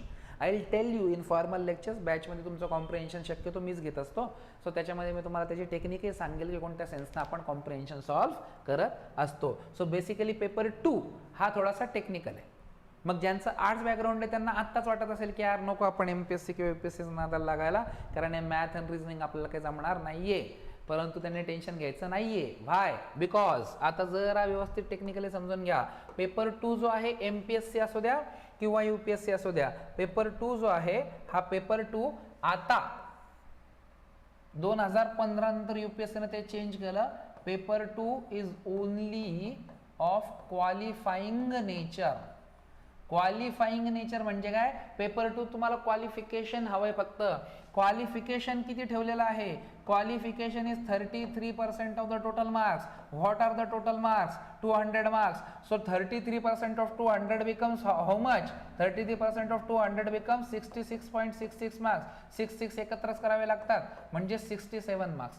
That means in paper 2 even if you are extremely good then also तुमचे 67 मार्क्सच consider पण नाही मोजले जातील की तुम्ही पास होताय की नाही. आणि तुम्ही वीक जरी असले तर 200 पैकी 67 तर घ्यायचे. आता ऑफकोर्स ते पण डिफिकल्ट जातं, काही पोरं ह्याच्यात ते फेल होतात. और आय विल से की some people manage to fail in this paper. परंतु मग तो म्हणजे लॅक ऑफ प्रिपरेशन आहे. जर तुम्हाला 200 पैकी 67 मार्कांचं प्रिपरेशन करता येत नाही तर तुम्ही खरं म्हटलं तर तुमचं खूप काहीतरी चुकतंय. एक तर तुमची ट्रेनिंग कोचिंग चुकते किंवा तुमचं प्रिपरेशन चुकतंय, राईट. तर एवढे मार्क तर पडायलाच पाहिजेत. आणि MPSCने सेम पॅटर्न फॉलो केला आहे. म्हणजेच तुम्हाला पेपर 2 मध्ये आता तुम्ही 150 जरी मारत असलात तरी मजाने फक्त हे बघितलं जाईल की 67 पडतायत की नाही. आणि तरीही आता बघा, तुम्ही इन टोटल एक्झाम देताय 400 मार्कांची, परंतु तरी पण रिझल्ट तुमचा काय लागणार आहे, रिझल्ट आउट ऑफ 200 लागणार आहे. 200 पैकी किती मार्क्स पडले हे ठरवलं जाणार. रिझल्ट फक्त पेपर 1चा लागणार आहे. MPSC असू द्या, UPSC असू द्या. पेपर 2 फक्त चेक केला जाईल, 67 मार्क पडतात की नाही बघितलं जाईल. पडले तरी ॲड करणार नाहीत, राईट. फक्त चेक केला जाईल की पडतात की नाही, आणि त्यानंतर फक्त 200 मार्कांपैकीच तुमचा जितका काही रिझल्ट लागेल तो लागेल. आता MPSCचा आपल्याला इथून पुढे सांगता येत नाही. आजपर्यंत खूप रॅन्डम यायचं, परंतु आता इथून पुढे कदाचित पॅटर्न बनेल MPSCचा. परंतु UPSCचा एक पॅटर्न आहे. जसं लास्ट इयर आपण कन्सिडर करतोय की 92चा म्हणजे ह्या वर्षीचा जो प्रिलिमिनरी असेल तो 92 to 94च्या रेंजमध्ये लागला असेल. आता आपण का कन्सिडर करतोय, कारण की जेव्हा ह्या वर्षीचे इंटरव्ह्यूज पर्सनॅलिटी टेस्ट संपेल तेव्हा UPSC डिक्लेअर करत असते की प्रिलिमिनरीचा कट ऑफ काय असतो. जसं लास्ट टाइमचा 94 होता, पण ह्या वेळेसचाही मला वाटतं त्याच रेंजमध्ये असेल, फार काही वर गेलेलं नसेल. म्हणजे आउट ऑफ 200 जर तुम्हाला 94च्या आसपास असतील जनरल कॅटेगरीसाठी तरी तुम्ही पास झालेला असता UPSCच्या प्रिलिमिनरीमध्ये. 96 आपण धरून चालतो. माझ्या मुलांना मी सांगतो की तुमचा कम्फर्ट झोन आहे 110चा, म्हणजे माझं प्रिपरेशन असलं पाहिजे 110चं. 110च्या वरती रिझल्ट जाणार नाही आहे, गॅरंटीड नाही जाणार. म्हणजे 200 पैकी 110 मार्क जर मला पडत असतील तर मग ऑफकोर्स मी प्रिलिमिनरी पास करण्याची कन्सिडरेशन ठेवू शकतो. MPSCचं आपल्याला सांगता येत नाही, कारण खूप रॅन्डम होतं आहे दरवर्षी. परंतु आता क्वालिफाईंग झाले CSAT सुद्धा, त्यामुळे ऑफकोर्स इथून पुढे ट्रेंड आपल्याला समजेल. आत्ताच आपल्याकडे ट्रेंड ॲनालिसिस नाही आहे. अजून एक छोटासा चेंज आहे MPSC आणि UPSCत. आता तुम्ही म्हणाल की सर काही टेन्शन राहिलेलं नाही, मग 200 पैकी आपल्याला काय आहे, 100 प्रश्न तिकडे, 80 प्रश्न इकडे आहेत, आपण तुक्के मारत चालू.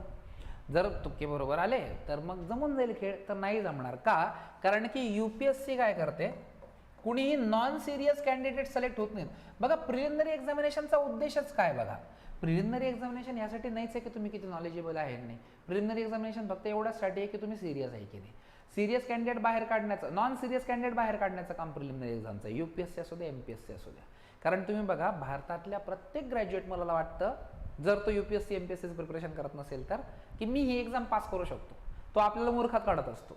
जे खरं सिन्सिअरली प्रिपेअर करतात आणि 3-4 वर्ष लागतात ना बिचारांना पास होण्यासाठी, तो आपल्याला मूर्खात काढतात. अरे काय सोपंच तर आहे, मी तर कालचा पेपर बघितला, माझा काहीच अभ्यास नसून मी 10 प्रश्न सोडवू शकत होतो.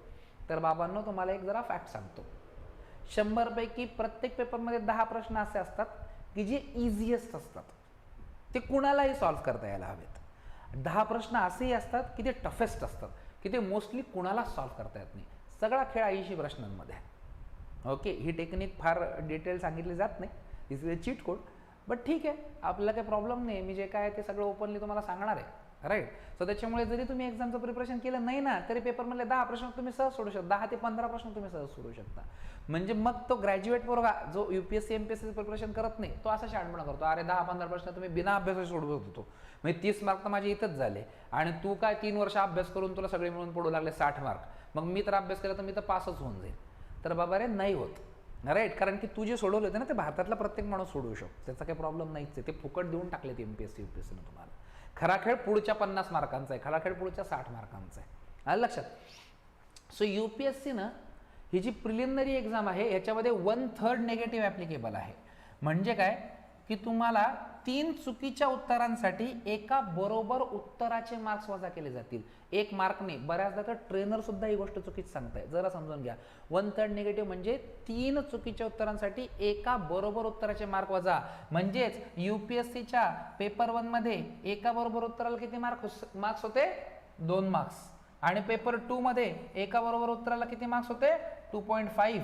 म्हणजेच पेपर 1 मध्ये जर 3 चुकले तर किती मार्क्स जाणार आहेत? 2 मार्क्स. पेपर 2 मध्ये 3 चुकले, 2.5 मार्क्स.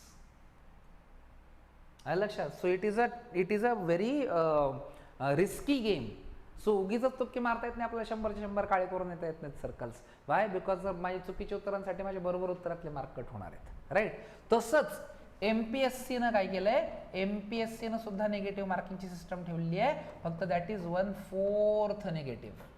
म्हणजे काय की तुमचे 4 चुकले तर पेपर 1 मध्ये 2 मार्क्स जातील, 4 चुकले तर पेपर 2 मध्ये 2.5 जातील. ओके, तर MPSC थोडी रिलॅक्स आहे, MPSC थोडीशी रिस्क जास्त घेतल्या जाते, UPSC बिलकुलच रिस्क घेता येत नाही.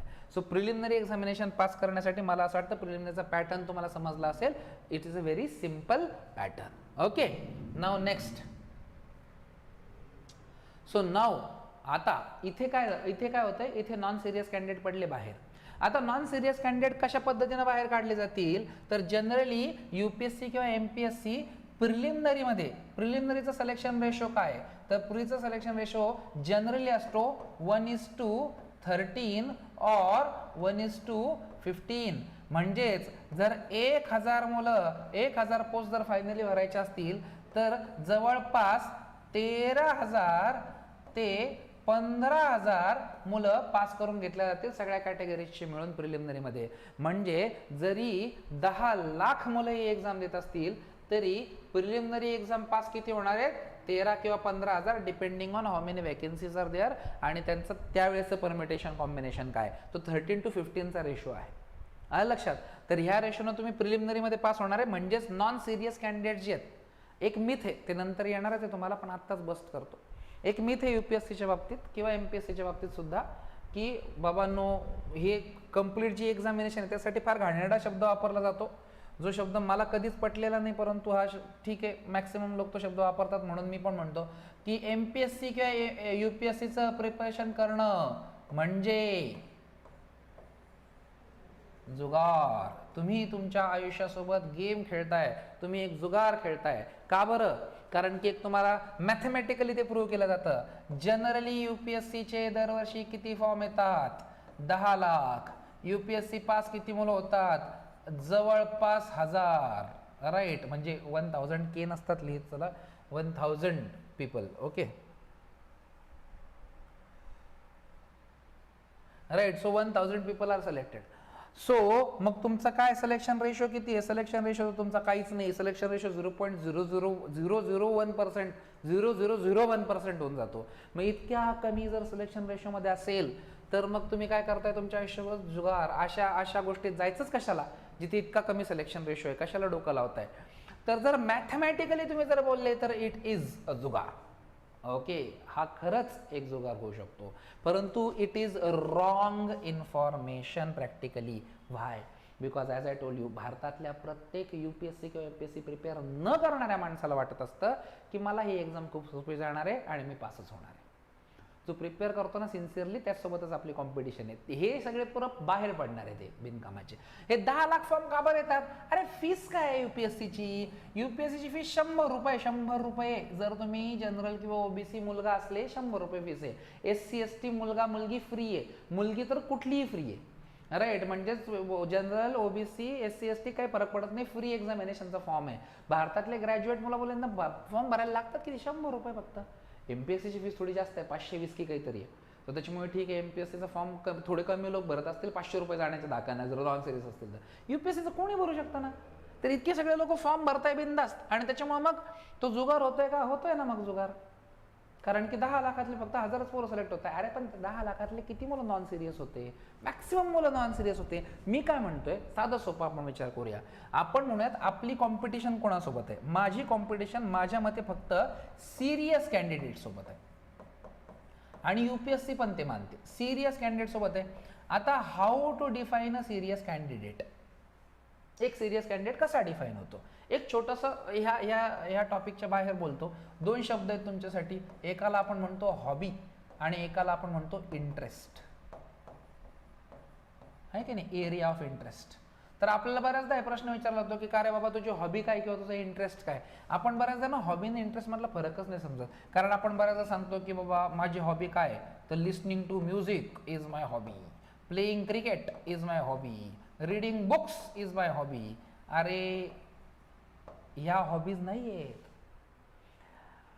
मला टाइम मिळाला म्हणून मी युट्यूबवरती एखादं गाणं ऐकतोय, मला वेळ मिळाला म्हणून मी क्रिकेट खेळायला जातोय एखाद्या संडेला, किंवा मला असाच टाइमपास अर्धा तास रिकामा आहे म्हणून मी एखादं टाइमपास पुस्तक वाचतोय, त्याला हॉबी नाही म्हणत. हॉबी म्हणजे काय? आता मी ही गोष्ट तरी पण मी सिलेबसच्या बाहेरचं तरी नाही सांगत आहे तुम्हाला.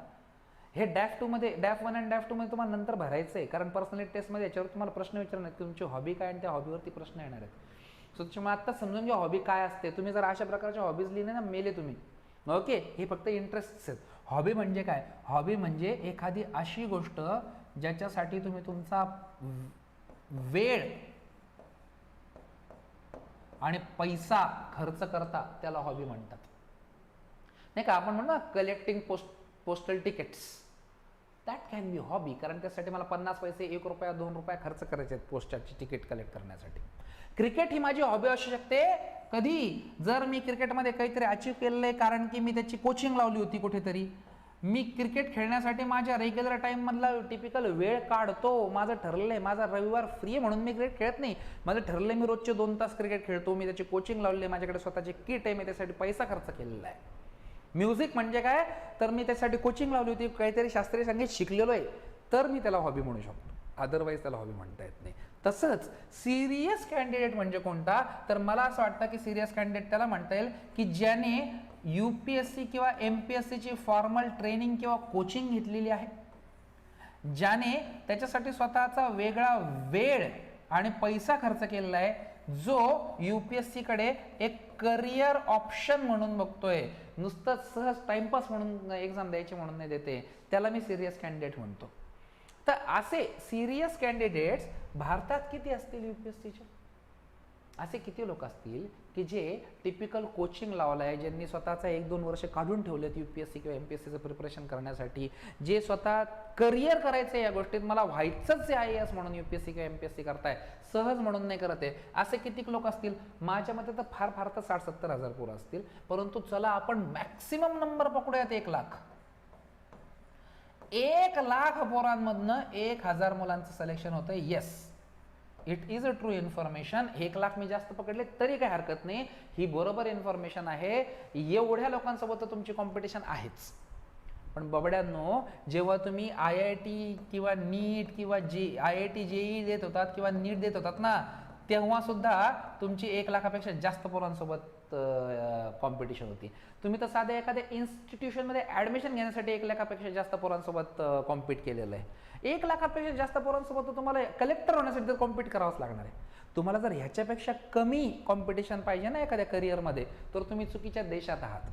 कारण भारत हा इतका पॉप्युलर देश आहे की कमीत कमी, अरे साध्या ATM मध्ये पण तुम्ही डायरेक्ट जाऊ शकत नाही बाबांनो, तिथे 5-10 लोकांची रांग असते. तुम्ही पेट्रोल भरताना 10-15 गाड्या असतात. सो तुमची इथे कॉम्पिटिशन, एवढ्या काही लोकांसोबत तुमची कॉम्पिटिशन राहणारच आहे. आणि तुम्ही होणार कलेक्टर. लाख पोरांसोबत तरी कॉम्पिट करा ना कलेक्टर होण्यासाठी, नाहीतर यार मग ते कलेक्टर होण्यात मजा नाही. सो त्याच्यामुळे येस, रिअल इन्फॉर्मेशन इज एवढी कॉम्पिटिशन तर तुमची नक्कीच आहे. तर ती कॉम्पिटिशन तुम्हाला कळते जेव्हा तुम्ही प्रिलिमिनरीमधून क्रॅक करून मेन्समध्ये येता. आता मेन्स ही खरी एक्झाम आहे. ह्याचे मार्क्स ठरवणार की तुम्ही कलेक्टर होणार की SP होणार की IRS होणार की IRTS होणार. हे जे सगळं आहे ते तुम्हाला ही एक्झाम सांगणार. तर मेन्स एक्झामिनेशनची स्कीम कशी आहे बघा. पहिली गोष्ट लक्षात घ्यायची की it is a written examination. ही एक डिस्क्रिप्टिव्ह एक्झामिनेशन आहे. MPSC UPSC साठी कॉमन राहील, कन्फ्यूज व्हायचं नाही. इथून पुढची प्रत्येक गोष्ट MPSC आणि UPSC साठी कॉमन आहे. ओके, MPSC ला पण आता हेच ॲप्लिकेबल आहे, ऑब्जेक्टिव्ह नेचर राहणार नाही. तर ही जी एक्झामिनेशन असेल, ही एक्झामिनेशन रिटन असेल, डिस्क्रिप्टिव्ह असेल. एक लक्षात घ्यायचं, सोपं तुम्हाला आत्ताच धाक काढून टाकतो, तुम्ही ही कोणत्याही भाषेत देऊ शकता. मराठीत पण देता येते. जर तुमचा हे अजून एक मिथ पुढे येणारच आहे, ते मिथ की तुम्ही एक्स्ट्राऑर्डिनरी इंग्लिश लागते UPSC किंवा MPSC क्रॅक करण्यासाठी. अजिबात नाही, तुम्ही मराठीत देऊ शकता. एक्स्ट्राऑर्डिनरी इंग्लिश नसली तरी चालते, मराठीत पूर्ण उत्तर लिहायचे तुम्हाला, काही टेन्शन नाही. UPSC सुद्धा इव्हन इंटरव्ह्यू सुद्धा मराठीत देतात, तो पर्सनॅलिटी टेस्ट, काहीच प्रॉब्लेम नाही. ओके, सो इथून पुढे काहीच टेन्शन नाहीये. तो इथे 3 प्रकारचे पेपर असतील. पहिल्या टाईपचे पेपर्स असतात, त्याला आपण म्हणतो क्वालिफाईंग पेपर्स. क्वालिफाईंग पेपर्स कोणते असतात, त्याला आपण म्हणतो पेपर A आणि पेपर B.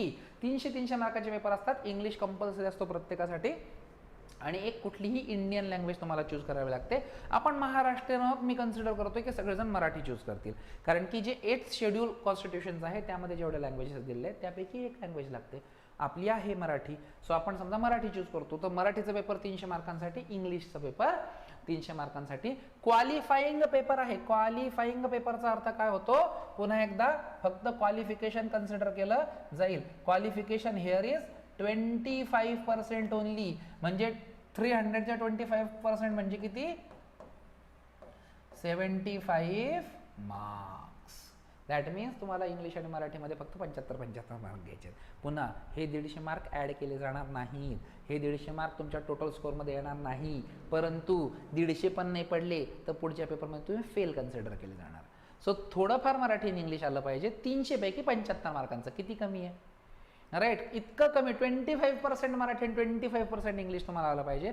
एवढं तर एखाद्या कलेक्टर होण्याचं स्वप्न बघणाऱ्या माणसाला आलंच पाहिजे, राईट? त्यानंतर बघा,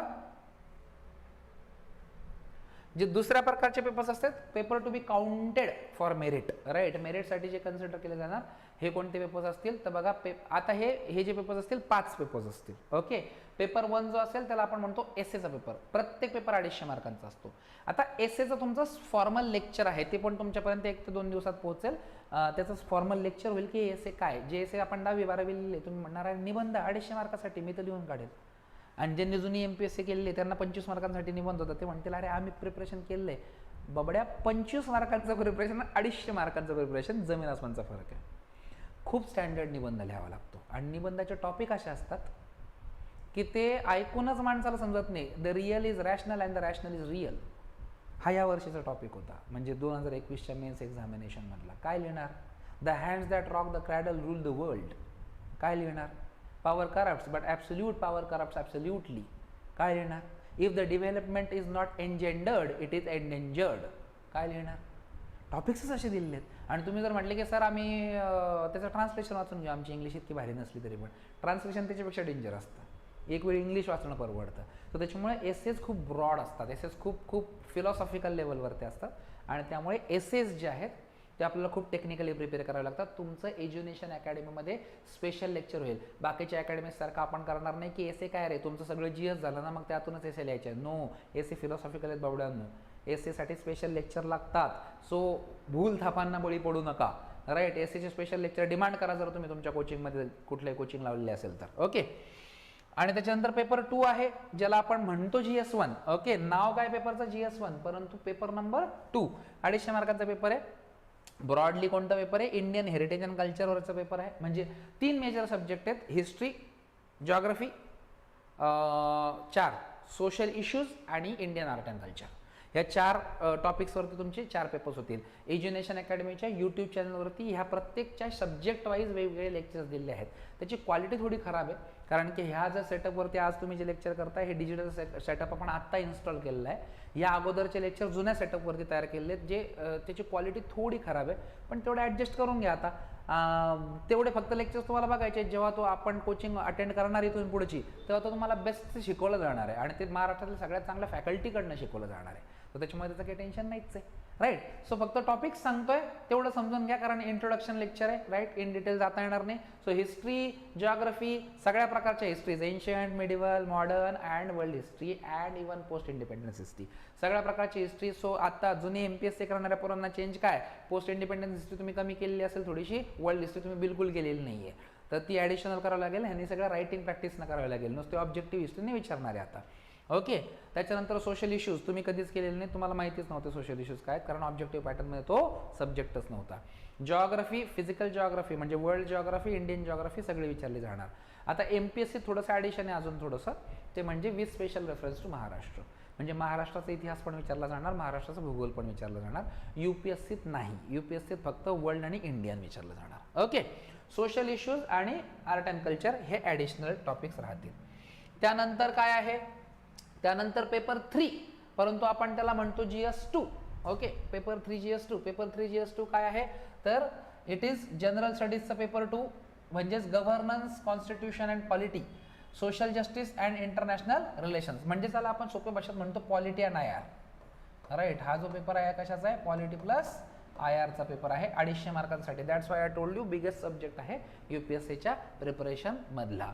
म्हणजेच कॉन्स्टिट्यूशन वगैरेवरती प्रश्न असतात, गव्हर्नन्सवरती प्रश्न असतात. पुन्हा इन डिटेल नको, राईट? इन डिटेल नंतर तुमचं होणारच आहे, किंवा जुने व्हिडिओज बघा, क्वालिटी थोडीशी खराब आहे, पण ॲडजस्ट करून घ्या, कोचिंगमध्ये सगळं शिकवलं जाणार आहेच.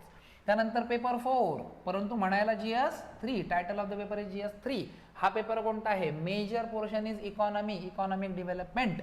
त्याच्यानंतर पुन्हा एकदा एन्व्हायरमेंट अँड बायोडायव्हर्सिटी आलीच. त्याच्यानंतर internal security of India, disaster management and technology. So major काय आहे? मेजर आहे इकॉनॉमी, मेजर आहे एन्व्हायरमेंट. मेजर आहे सायन्स अँड टेक्नॉलॉजी. हे 3 खूप मोठमोठे असतात आणि इंटरनल सिक्युरिटी आणि डिझास्टर मॅनेजमेंटवरती एक एक प्रश्न असतातच. Okay.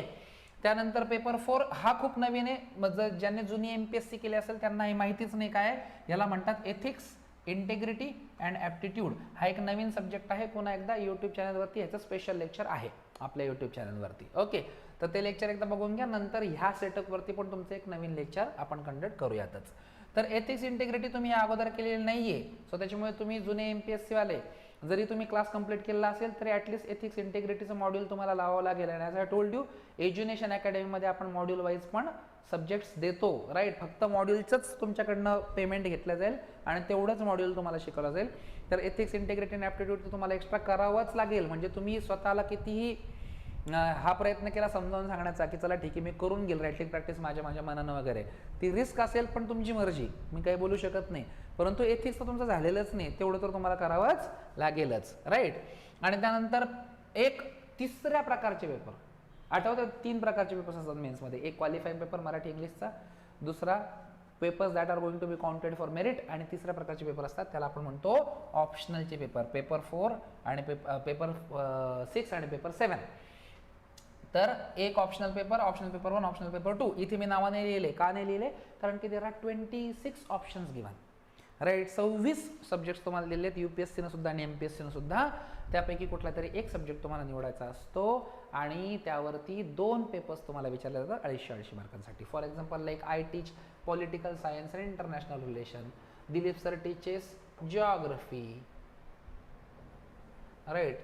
ऑप्शनला Sunil sir teaches sociology. So Edunation अकॅडमीमध्ये आता बघा, कुठली अकॅडमी भारतातली कुठला असा क्लास नाही की जे सगळे ऑप्शनल देतात 26, right. That is not possible. So प्रत्येक अकॅडमीमध्ये त्यांच्या सेन्सनं ऑप्शनल अवेलेबल असतात. एज्युनेशन अकॅडमीमध्ये आपण प्रयत्न केला की फक्त बेस्ट फॅकल्टीज ज्या आहेत आणि बेस्ट ऑप्शनल जे आम्ही प्रोव्हाइड करू शकतो ते आम्ही करतो, कारण आपल्याला खूपच स्वस्तात आपण हे ऑप्शनल अवेलेबल करून देतोय. मार्केटमध्ये जे बाकीचे क्लासेस रेट घेतात त्याच्या 50%पेक्षा कमी फीस एज्युनेशन अकॅडमी देते, आणि हे पण ऑनलाईन आणि ऑफलाईन दोन्हीमध्ये. तर आपल्याकडे 3 ऑप्शन्स आहेत. पॉलिटिकल सायन्स आणि इंटरनॅशनल रिलेशनचा पर्याय आहे, जिओग्राफीचा पर्याय, सोशिओलॉजीचा पर्याय. आता अगोदरचे पॅटर्नवाले MPSC तुम्हाला पुन्हा एकदा ऑप्शनल किंवा होईना पण परत एक्स्ट्रा करावाच लागणार आहे, कारण की तो वेगळा सिलेबस असतो, राईट. सो ऑप्शनलसाठी पण तुम्ही वेगळा कॉन्टॅक्ट करू शकता, नंबर्स खाली दिलेले आहेत. तर हे सगळे मिळून तुमचे सगळे पेपर्स होतात UPSCच्या मेन्सचे, की जे तुमच्या मेरिटसाठी कन्सिडर केले जातात. म्हणजेच बघा, जर आपण डिजिट्स बघितले तर सब टोटल मेन्सची किती होते, 1750 मार्क्सची, म्हणजे SA plus all GS 4 GS 1250 marks plus 500 ऑप्शनलचे 1750 marks. आणि त्याच्यानंतर जी 3rd स्टेज ऑफ एक्झामिनेशन आहे पर्सनॅलिटी टेस्ट, त्याचे 275 मार्क. म्हणजे टोटल UPSC किंवा MPSCची एक्झाम तुमची 2025 मार्कांची घेतली जाईल. आणि या 2025 पैकी किती मार्क्स मिळतात यावरती ठरेल की तुम्ही कोणत्या पोस्टवरती जाणार आहात किंवा इवन तुम्ही एक्झाम पास केली की नाही. माझी अशी इच्छा असते की प्रत्येकाचं नाव बॅचमध्ये बसलेल्या ह्या लिस्टमध्ये आलंच पाहिजे, कारण तुमचे स्वप्न आहेत, तुमच्या पालकांचे स्वप्न आहेत. 2025 मार्कांचं टार्गेट आहे, 2025 मार्कांचं होरायझन अप्पर मोस्ट लिमिट आहे. टार्गेट खूप कमी असतं, म्हणजे UPSCत 1100 मार्कांच्या आसपास तर ऑल इंडिया रँक 1 आहे, राईट. म्हणजे 850-900 मार्कांच्या आसपास तुम्ही IAS असता 2025 पैकी, आलं लक्षात. सो त्याच्यामुळे आपल्याला घ्यायचे 45 to 50% मार्क्स, आणि त्यामध्ये आपण 100% आपल्या ड्रीम पोस्टवरती असतो, म्हणजे असतोच. म्हणूनच मी स्ट्रॅटेजी प्लॅन करायला सांगतो पहिल्यापासून तुम्हाला. स्ट्रॅटेजी काय आहे, आता ही ॲक्च्युली ना खूप लोक त्यांच्या डिटेल जे पेड लेक्चर्स असतात नंतर फॉर्मल बॅच त्याच्यामध्ये सांगतात, परंतु ठीक आहे. समजा असे असू शकतात की काही मुलं की जे आता हे लेक्चर्स बघतील त्यानंतर एज्युनेशन अकॅडमीमध्ये मे बी जॉईन करणार नाहीत, त्यांना सुद्धा फायदा व्हायला पाहिजे, म्हणून मी स्ट्रॅटेजी सांगून देतो. जर तुम्हाला UPSC आता MPSCची नाही सांगता येणार ना, कारण की पॅटर्न्स अजून झालेलाच नाही पेपर या पॅटर्ननं, त्याच्यानंतर कळेल. परंतु UPSC आणि आपण म्हणूयात की MPSCत पण मग सेमच फॉलो करूयात. तर UPSCत जर मला ही एक्झाम क्रॅक करायची आहे तर आत्तापासून माझ्या डोक्यात राहायला पाहिजे की मला प्रत्येक सब्जेक्टचे किती मार्क घ्यायचे. Because I always tell my students to manipulate the paper, right. What is the manipulation of the paper. जसे की पेपर 1 आहे त्याच्यामध्ये 4 सब्जेक्ट्स आहेत, हिस्ट्री, जिओग्राफी, सोशल इश्यूज आणि आर्ट अँड कल्चर. पेपर 2 आहे त्याच्यामध्ये 2 सब्जेक्ट्स आहेत, पॉलिटी आहे आणि IR आहे. त्याच्यानंतर पेपर 3 आहे त्याच्यामध्ये 5 सब्जेक्ट्स आहेत, इकॉनॉमी आहे, एन्व्हायरमेंट आहे, सायन्स अँड टेक्नॉलॉजी आहे, इंटरनल सिक्युरिटी आहे, डिझास्टर मॅनेजमेंट आहे. आणि पेपर 4 आहे म्हणजे GS4 आहे, त्याच्यामध्ये एथिक्स आहे, एथिक्स, इंटेग्रिटी आणि ॲप्टिट्यूड. तर प्रत्येक पेपरमध्ये असा कुठला तरी पोर्शन असतो की जो आपल्याला खूप डिफिकल्ट जातो, कितीही रिव्हिजन केली लक्षात नाही. आणि प्रत्येक पेपरमध्ये असा कुठला तरी पोर्शन असतो की जो आपल्याला समजतो, आपल्याला चांगलं जमतं. आपल्याला टार्गेट जर आधीच ठरलेलं असलं ना तर सिलेबस थोडा मॅनिप्युलेट करता येतो. कारण एक लक्षात घ्या, 100% सिलेबस कधीच कुणाचाच संपत नाही. जर तसं झालं असतं तर 2025 जे टोटल मार्क्स आहेत 2025 त्याच्यापैकी 2000 मार्काला ऑल इंडिया रँक 1 आला असता. पण ऑल इंडिया रँक 1 कितीला येतो? 1100 मार्कांच्या आसपास. That means all India rank 1 येण्यासाठी तुमचा फार 55% सिलेबस संपलेला आहे, तो पण भारतात पहिला येण्यासाठी. म्हणजेच तुम्ही 45 ते 50% सिलेबसमध्ये कलेक्टर असता. आलं लक्षात. म्हणून एक गोष्ट लक्षात घ्यायची, मिथ पण आत्ताच बस्ट करून घ्या. UPSC आणि अकॅडमिक्स आजपर्यंत तुम्ही असं म्हणू शकता की अकॅडमिक्समध्ये जो हुशार होता तोच UPSC किंवा MPSC पास करू शकतो? नाही. बिकॉज अकॅडमिक्समध्ये तुम्हाला मार्क्सच्या मागं पळवलेलं आहे. आपण पळतो की अच्छा किती मार्कांचा पेपर आहे? 100 मार्काचा, 100 पैकी 99 ज्याला असतील तो हुशार. नो, UPSC तसं नाहीच आहे. मार्क्स फक्त मेजरमेंटसाठी ठेवलेले आहेत, मार्क्स एक क्रायटेरिया म्हणून ठेवलेले आहेत, परंतु तुमची ॲनालिटिकल ॲबिलिटी फक्त टेस्ट केली जाते. म्हणून UPSC कधीच तुम्हाला एखाद्या प्रश्नाला जो 15 मार्कांचा प्रश्न असतो, ही जी मेन्स आहे डिस्क्रिप्टिव्ह पॅटर्न कसा आहे डिस्क्रिप्टिव्हचा, 20 प्रश्न असतात प्रत्येक पेपरमध्ये, 10 प्रश्न असणार आहेत 10 मार्कांचे आणि 10 प्रश्न असणार आहेत 15 मार्कांचे. 10 मार्कांच्या प्रश्नांसाठी तुम्हाला 150 शब्दात उत्तर लिहायचं आहे आणि 15 मार्कांच्या प्रश्नासाठी तुम्हाला 250 शब्दांमध्ये उत्तर लिहायचं आहे. आता ह्याच्यामुळे मी हे समजून सांगतोय की जर तुम्ही अशा क्लासमध्ये जॉईन झालेले असाल की जिथल्या ट्रेनर्सने फक्त MPSCच केलंय, ते तुम्हाला हे सांगू शकत नाही की 250 शब्दांमध्ये डेटा काय यायला पाहिजे. ते तुम्हाला हे सांगू शकत नाही की 150 शब्दांमध्ये डेटा काय यायला पाहिजे, इंट्रोडक्शन कसं पाहिजे, बॉडी कशी पाहिजे, कन्क्लुजन कसं पाहिजे, कोणते शब्द कमी करायला हवे होतेस, कोणते शब्द जास्त करायला पाहिजे होतेस, कधी ॲब्रिव्हिएशन्स वापरता आले असते, कधी ॲब्रिव्हिएशन वापरता आले नसते. टेल वर्ड जे आहेत प्रश्नांचे, की प्रश्नांना कमेंट विचारलंय, की एक्सप्लेन विचारलंय, की इल्युसिडेट विचारलंय, की डिस्कस विचारलंय, ह्याच्यावरती उत्तर कसं लिहायचं हे तुम्हाला तुमचे जुने अनफॉर्च्युनेट, ते खूप हुशार असू शकतात, देर इज नो डाऊट. पण बाबा हुशार असणं आणि प्रॅक्टिकली ती गोष्ट माहीत असणं याच्यात फरक आहे. एखाद्या हुशार माणसाला फॅन रिपेअर करता येणार नाही किंवा पॅनल रिपेअर करता येणार नाहीये, कारण प्रॅक्टिकली ज्याला कळतं तोच करू शकतो. येते लक्षात. तसंच प्रॅक्टिकली ज्याने UPSC केली आहे तोच तुम्हाला इथून पुढे गाईड करू शकतो. प्लीज स्वतःचा वेळ आणि पैसा खर्च करू नका. UPSCच्याच ट्रेनर्सकडनं तुम्हाला शिकावं लागेल आणि डेडिकेटेड ट्रेनर्सकडनंच तुम्हाला शिकावं लागेल. कारण की आम्ही इथे रोज पोरांकडनं रायटिंग प्रॅक्टिस करून घेतो, तेव्हा कधीतरी 2 वर्षानंतर पोरांची पास होण्याची कपॅसिटी तयार होणार आहे. आलं लक्षात.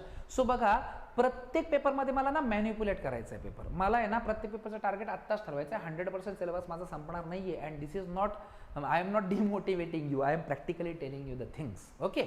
सो म्हणजे माझं टार्गेट मी मुलांना काय द्यायचं असतो की प्रत्येक GS मध्ये आपल्याकडे 4 GS आहेत, प्रत्येक GS मध्ये ना मला फक्त 100+ टार्गेट ठेवायचं आहे. तर 4 GS मध्ये माझे मार्क्स किती झाले इथे? 400 मार्क्स. राईट. 100+ टार्गेट मी ठेवलं, 4 GS मध्ये माझे 400 मार्क्स झाले. राईट. थोडेसे जास्त मिळायला पाहिजेत, 100+ टार्गेट आहे म्हणून. त्याच्यानंतर जो एसे आहे,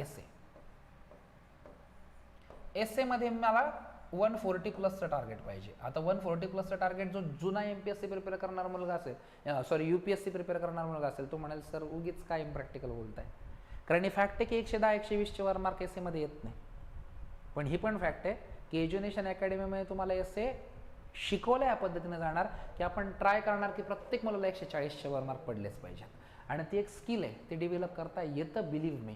सो 140च्या वर माझ्या प्रत्येक ॲस्पिरंटचं टार्गेट असणार 140च्या वर एसेमध्ये मार्क आपल्याला घ्यायचे. म्हणजे इथे किती मार्क झाले आपले? 540. आणि जो आपला ऑप्शनल असेल, या ऑप्शनलमध्ये आपल्याला 300चं टार्गेट घ्यायचं आहे. म्हणजेच माझे मार्क्स किती झाले? 840. माझं मेन्सचं मार्क, त्याच्यासाठी ऑप्शनल चूज करताना फार डोकं लावून करायचं आहे. तुम्हाला 1 ते 2 दिवसात तुमच्याकडे लिंक येणार आहे लेक्चरची आणि यूट्यूबवरती अपलोड पण होणार लेक्चर, ज्याच्यामध्ये ऑप्शनल कसा चूज करायचा. आणि त्यात स्पेसिफिकली प्रत्येक ऑप्शनलचं 2 वेगवेगळे लेक्चर्स होतील की जिओग्राफी ऑप्शनल का चूज करावा आणि पॉलिटिकल सायन्स ऑप्शनल का चूज करावा. हे नीट बघा, व्यवस्थित ठरवा. ऑप्शनल ठरवताना 2 दिवस वेळ घ्या, पण ऑप्शनल असाच ठरवा की ज्यामुळे तुम्हाला 300च्या आसपास मार्क्स येतील. 300 हे झाले माझे 840 मार्क्स. आणि त्याच्यानंतर मला पर्सनॅलिटी टेस्टमध्ये मी जर चांगलं प्रिपरेशन केलं असेल तर 100 तर मार्क देतील ना बाबा. 275 पैकी 100 तर देतील. याच्यापेक्षा खाली तर नक्कीच येणार नाही. म्हणजे मला 940 मार्क्स तर मिळाले. 940 मार्क्समध्ये बाबांनो मी जनरल जरी असलो तर आहे असे. हे माझं टार्गेट आहे. ह्याच टार्गेटनं आपण अभ्यास करायचा आहे. आपण 250 मार्कांचा पेपर आहे. तुम्ही म्हणाल की सर तुम्ही किती असं छोटंसं टार्गेट देताय, हे याला काय टार्गेट म्हणतात का? 250 मार्काचा पेपर आपण 230चं टार्गेट ठेवू. बाबड्या, थोडंसं झोपेतून जागावा, थंडगार पाणी तोंडावरती मारा. मी आहे ना एवढे सगळे कुटाने करून तुम्हाला एक्सप्लेन, घसा फोडून हे लेक्चर एक्सप्लेन करतोय. त्याच्या मागे एक कारण आहे. 100 मार्क मिळणं सुद्धा अवघड आहे GS मध्ये. आणि इथून पुढे MPSCला पण हेच होणार आहे. आपल्याला 100 मार्कांसाठी मेहनत घ्यायची आहे. तुम्हाला माझ्यासोबत बसून रोज रायटिंग प्रॅक्टिस करायची आहे. आम्ही दुनियाभरचे प्रश्न देणारे, लिहून आणणारे, एक प्रश्न 10 वेळेस लिहायला लावणार आहेत, तेव्हा 100च्या वर मार्क पडणार आहेत तुम्हाला. आपल्याला सब्जेक्टच्या ब्ल्यूप्रिंट्स रेडी करायच्या आहेत. सब्जेक्टचा प्रश्न समोर आला की माझ्या डोक्यात उत्तर असलं पाहिजे. कारण मला माहिती आहे एका प्रश्नाचं उत्तर द्यायला मेन्समध्ये किती मिनिट्स मिळणार आहेत. ॲव्हरेज सांगतोय, अजून तरी डिटेल सांगितलेलं नाही. काही प्रश्नांना फक्त 7च मिनिट मिळणार आहे, काही प्रश्नांना 9 मिनिट मिळू शकतात. ॲव्हरेजमध्ये तुम्हाला फक्त 8 मिनिट मिळणार आहेत. कारण 3 तासांचा पेपर आहे. रोज 2 पेपर त्याच्यात म्हणजे 6 तास लिहायचं आहे. इथून पुढे MPSCत पण हेच करायचं आहे. म्हणजे तुम्हाला फक्त एक प्रश्न याला ॲक्च्युली 8 मिनिट मिळणार आहे. त्याच्यामध्ये 3 ओळींचा प्रश्न वाचायचा आहे, समजून घ्यायचा आहे आणि 8 मिनिटाच्या लिहून काढायचा आहे 150 किंवा 250 शब्दांमध्ये. गंमत आहे का? ब्ल्यूप्रिंट रेडी असल्याशिवाय पॉसिबल नाही आहे. तर हे सगळे कुटाणे तुम्ही एज्युनेशन अकॅडमीच्या फॅकल्टीसोबत बसून 1 वर्ष करणार आहात MPSC किंवा UPSCसाठी, तेव्हा तुम्ही एक्झाम पास होणार आहेत. तेव्हा त्याशिवाय नाही पॉसिबल. म्हणून सांगतोय टार्गेट एवढंच ठेवा. तुम्ही एवढे जरी मार्क घेतले ना, तुम्ही पास आहे बाबांनो. तुम्ही पोस्टवरती आहे. उगीच फालतू टार्गेट ठेवू नका. 150 मार्क घेऊन 200 मार्क घेऊ, पॉसिबल नाही आहे. ते नाही घेणार आहे, कुणीच नाही घेणार आहे. घेतलं तर मी तुम्हाला डोक्यावर घेऊन नाचेल. यूट्यूबवरती तुम्हाला मी क्लेम करतोय 150 मार्काच्या वर GS मध्ये मार्क घेऊन या, डोक्यावर घेऊन नाचा. ही स्कीम आहे आपल्याकडे. ओके, मी तुम्हाला डोक्यावर घेऊन नाचेल. तुमचं वजन किती असू द्या, मी तेवढ्यात जिम लावून घेणार अगोदर, राईट. परंतु तुम्हाला डोक्यावर घेऊन नाचेल. पॉसिबल नाही. उगीच वेळेपणा करायचा नाही आहे. तर हे टार्गेट आहे. आता तुम्ही माझ्याकडे क्लास लावू नका लावू, पण हे टार्गेट लक्षात ठेवा. या टार्गेटचा अभ्यास करा प्लीज. ओके, त्याशिवाय पॉसिबल नाही.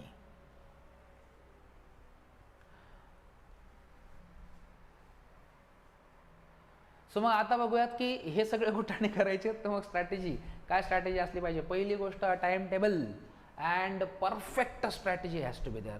तुमचा एक ठराविक टाइम टेबल असलाच पाहिजे जो कधीच कुठल्याच हालतीत कॉम्प्रोमाइज व्हायला नको. तुमचा ठराविक टाइम टेबल कंटिन्युअसली चालू राहायला पाहिजे. वर्षाच्या अगोदर तुम्हाला ठरवायचं आहे की माझी स्ट्रॅटेजी काय असणार आहे एक्झाम पास करण्याची आणि माझा टाइम टेबल काय असणार आहे.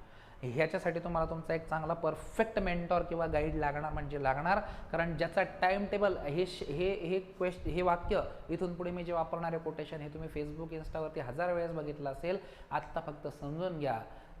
The one who fails to plan plans to fail, right. असा कुठलाही व्यक्ती जो प्लान न करता ॲक्शन घेतो तो नेहमी 100% फेल होण्यासाठी प्लॅन करत असतो. तो फेलच होणार आहे. विदाउट प्लॅनिंग जगात कुठलीही गोष्ट होत नाही. एखादं घर बांधायचं आहे तर त्याची ब्लूप्रिंट तयार आधी करावीच लागते, त्याशिवाय घर बांधणं होणार नाही आहे. प्लॅन करावाच लागणार. UPSC आहे, तुम्ही कलेक्टर होणार आहात. MPSC तुम्ही डेप्युटी कलेक्टर होणार आहात. आणि विदाउट प्लॅन तुमचं जर मत असेल की मी माझ्या मते ठरवेल आणि जसं जमेल तसं करेल ना, तर मग जसं जमेल तसं पास व्हाल. आणि जेव्हा जमेल तेव्हा पास व्हाल, 10, 15, 20 वर्षांनंतर मे बी, किंवा पुढच्या जन्मात सुद्धा. We don't know. सो एक परफेक्ट टाइम टेबल आणि परफेक्ट स्ट्रॅटेजी असायला पाहिजे. एक जनरली मी आत्ता सांगण्याचा प्रयत्न करतो, पण ही खूप जनरल आहे. हे खूप ही आपण त्याला काय म्हणतो, जेनरिक आहे. ही प्रत्येकाला जशाल तशी ॲप्लिकेबल असेल असं मी क्लेम करत नाही, पण मी सोप्या भाषेत सांगतो. बघा, जूनमध्ये तुमची एक्झामिनेशन असते. कोणती? Preliminary examination. सप्टेंबरमध्ये तुमची मेन्स एक्झामिनेशन असते, राईट. तर माझी स्ट्रॅटेजी काय असायला पाहिजे, सोप्या भाषेत सांगतो मी, की ज्या महिन्यात तुम्ही अभ्यास चालू करताय तो तुमचा प्रश्न आहे. कारण की आता ती स्ट्रॅटेजी मी नंतर कॅन्डिडेट वाईज सांगत असतो ना, पण कॅन्डिडेट मला माहित नाही यूट्यूबवरती माझे लेक्चर्स कोण बघताय. सो कुठल्याही वर्षीच्या, ज्या वर्षी तुम्हाला एक्झाम द्यायची त्याच्या आदल्या वर्षीच्या डिसेंबरमध्ये तुमचा GS आणि ऑप्शनल हा ॲटलिस्ट 90% किंवा माझं म्हणणं आहे 100% कव्हर झालेलाच असलं पाहिजे. म्हणजे तुम्ही सुरुवात NCERTs पासून करणार आहे, बेसिक NCERTs पासून. प्रत्येक जण बेसिक NCERT पासून सुरुवात करणार आहे. आता MPSC करायची असली तरी पण त्याच्याशिवाय पर्याय नाही आहे. सो बेसिक NCERTs पासून सुरू करून सगळे GS संपून त्याची रायटिंग प्रॅक्टिस संपून एसेचं प्रिपरेशन करून ऑप्शनल ठरवून त्याच्यावरचं प्रिपरेशन करून त्याची कोचिंग फिनिश करून डिसेंबरमध्ये तुमचा सिलेबस संपला पाहिजे मेन्सचा कंपल्सरी. कारण की ज्या वर्षी तुम्हाला एक्झाम द्यायची आहे त्या वर्षीच्या जानेवारीपासून ते त्या वर्षीच्या जूनपर्यंत तुम्ही स्पेसिफिक अभ्यास करणार आहात. तुम्ही त्याच्यात ऑप्शनलचं प्रिपरेशन करणार नाही आहात. हे 7 महिने मी माझ्या पोरांना तरी करू देणार नाही, माझ्या ॲस्पिरंट्सला. तुम्ही त्यात ऑप्शनलचं प्रिपरेशन करणार नाही आहे. तुम्ही त्याच्यामध्ये जास्त रायटिंग प्रॅक्टिस करणार नाही. एखादा तास करणार आहोत आपण, पण तो कशी करणार हे नंतर मी तुम्हाला सांगेल व्यवस्थित बॅचमध्ये. तर त्या जानेवारीत मग तुम्ही म्हणणार की सर प्रिलिमिनरीसाठी 7 महिन्याची काय गरज आहे. बाबड्यांनो पेपर जर बघितलं ना मग कळेल तुम्हाला. असले पेपर येतात मागच्या 3 वर्षापासून की 7 महिने पण कमी पडतात की काय असं वाटू शकतं. आलं लक्षात. सो आपण 6 ते 7 महिने प्रिलिमिनरीचं प्रिपरेशन करणार म्हणजे करणार.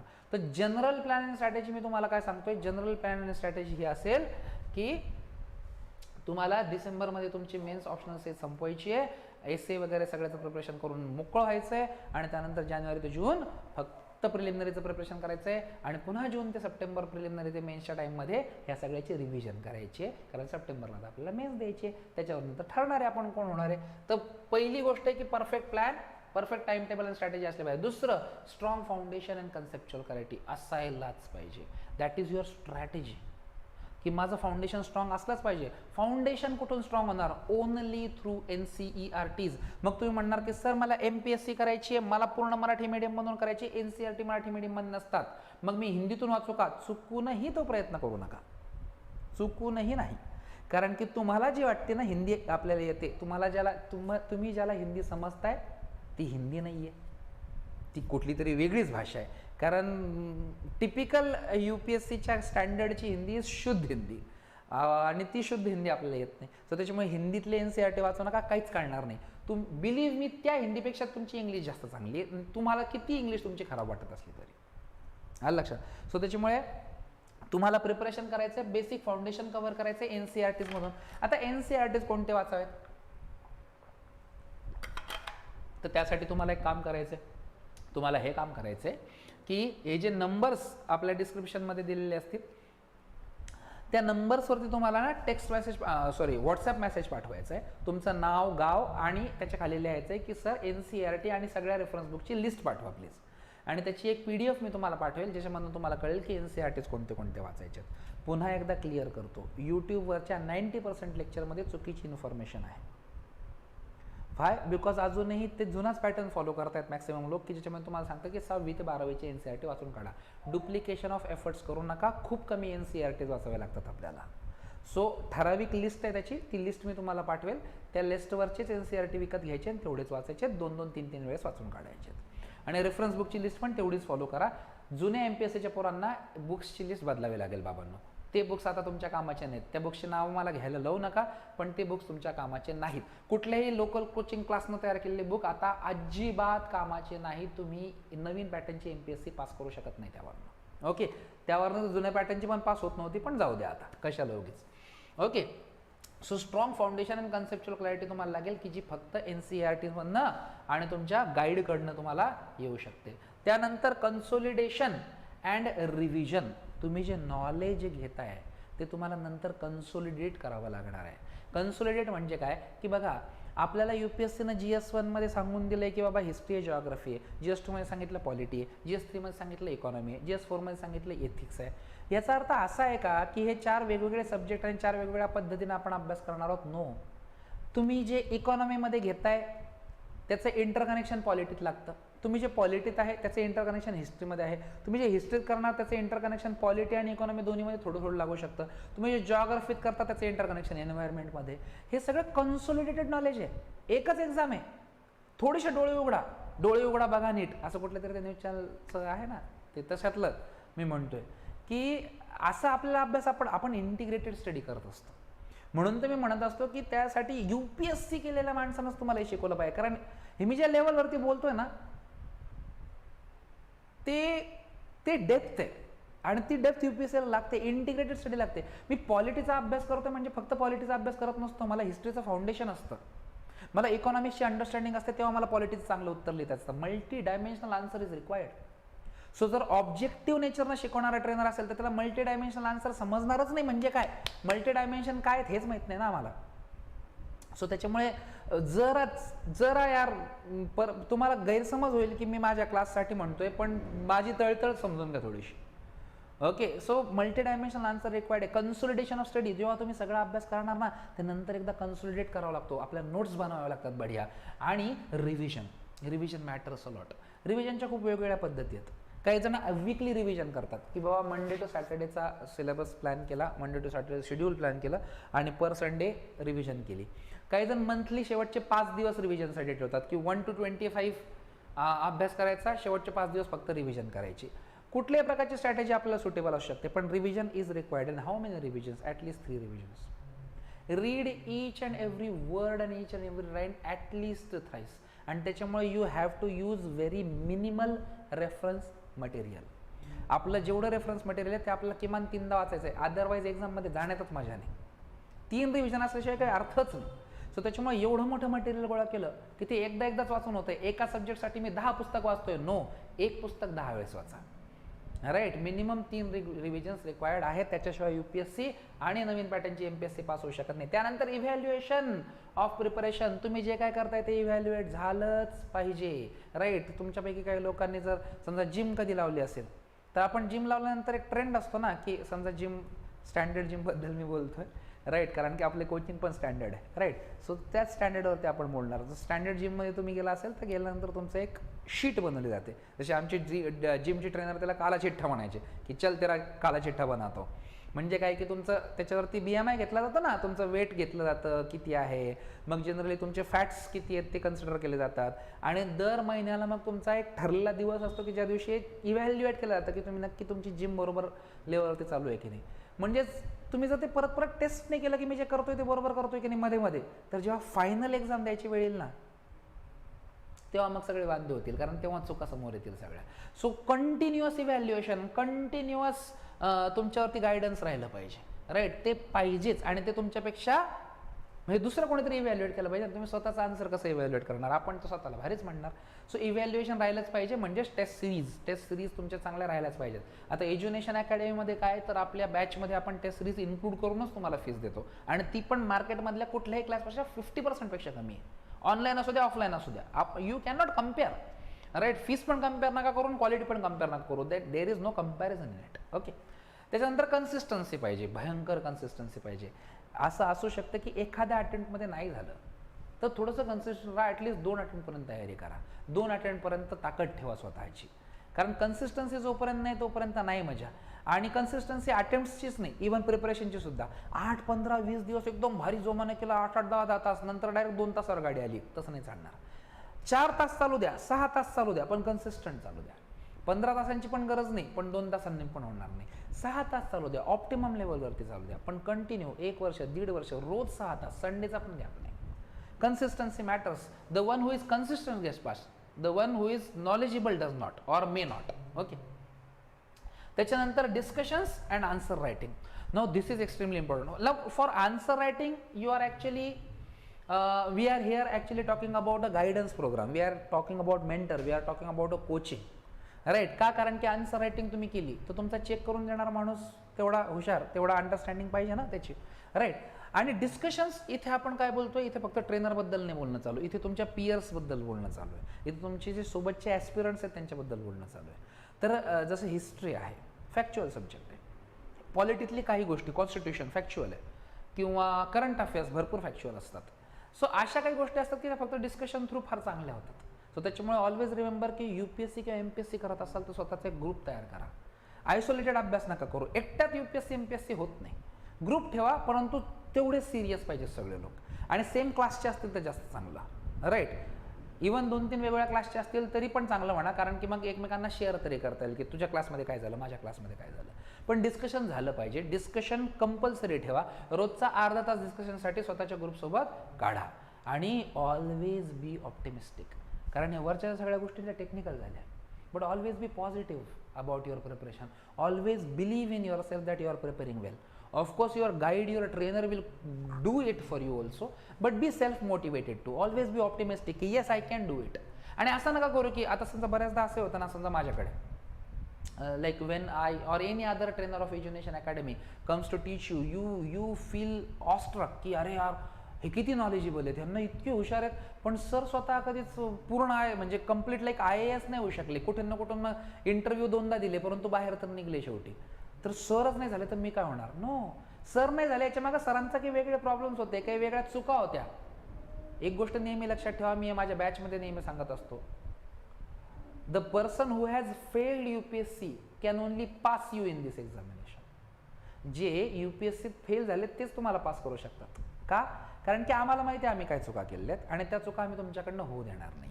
इथे 7 ते 8 ट्रेनर्स आहेत, त्या 7 ते 8 ट्रेनर्स इंटरव्ह्यूजपर्यंत गेलेले आहेत आणि त्यांनी भरपूर चुका केलेल्या आहेत. त्या 7 ते 8 जणांचा एक्सपिरियन्स तुमच्यासाठी कंटिन्युअस काम करणार आहे आणि त्याच्यामुळे त्या चुका टाळून तुमचं प्रिपरेशन होणार आहे. तो फायदा आहे फक्त कोचिंगचा, स्पष्ट सांगतो. राईट, भरपूर जण विचारतात की सर UPSC आणि MPSC बिना कोचिंगचे पास होऊच शकत नाही का? होऊ शकते, करू शकता, पण जी गोष्ट 2 वर्षात व्हायला पाहिजे ती 5 वर्षांनी होईल, जास्त वेळ लागेल. राईट, सो त्याच्या का? कारण की ते रेडीमेड आम्ही सांगणार आहे ना की तू हे करतोय ना, हे चुकतंय, हे मी पण केलं होतं म्हणून मी फेल झालो त्या वर्षी. तर प्रत्येक ट्रेनर त्याचे एक्सपिरियन्सेस शेअर करणार आहे, म्हणून तर त्यात मजा आहे. आलं लक्षात? सो त्याच्यामुळे बी ऑलवेज ऑप्टिमिस्टिक की कुणीतरी नाही करू शकलं म्हणून मी करू शकत नाही असं काही नसतं. Do not compare your self with anybody, be optimistic.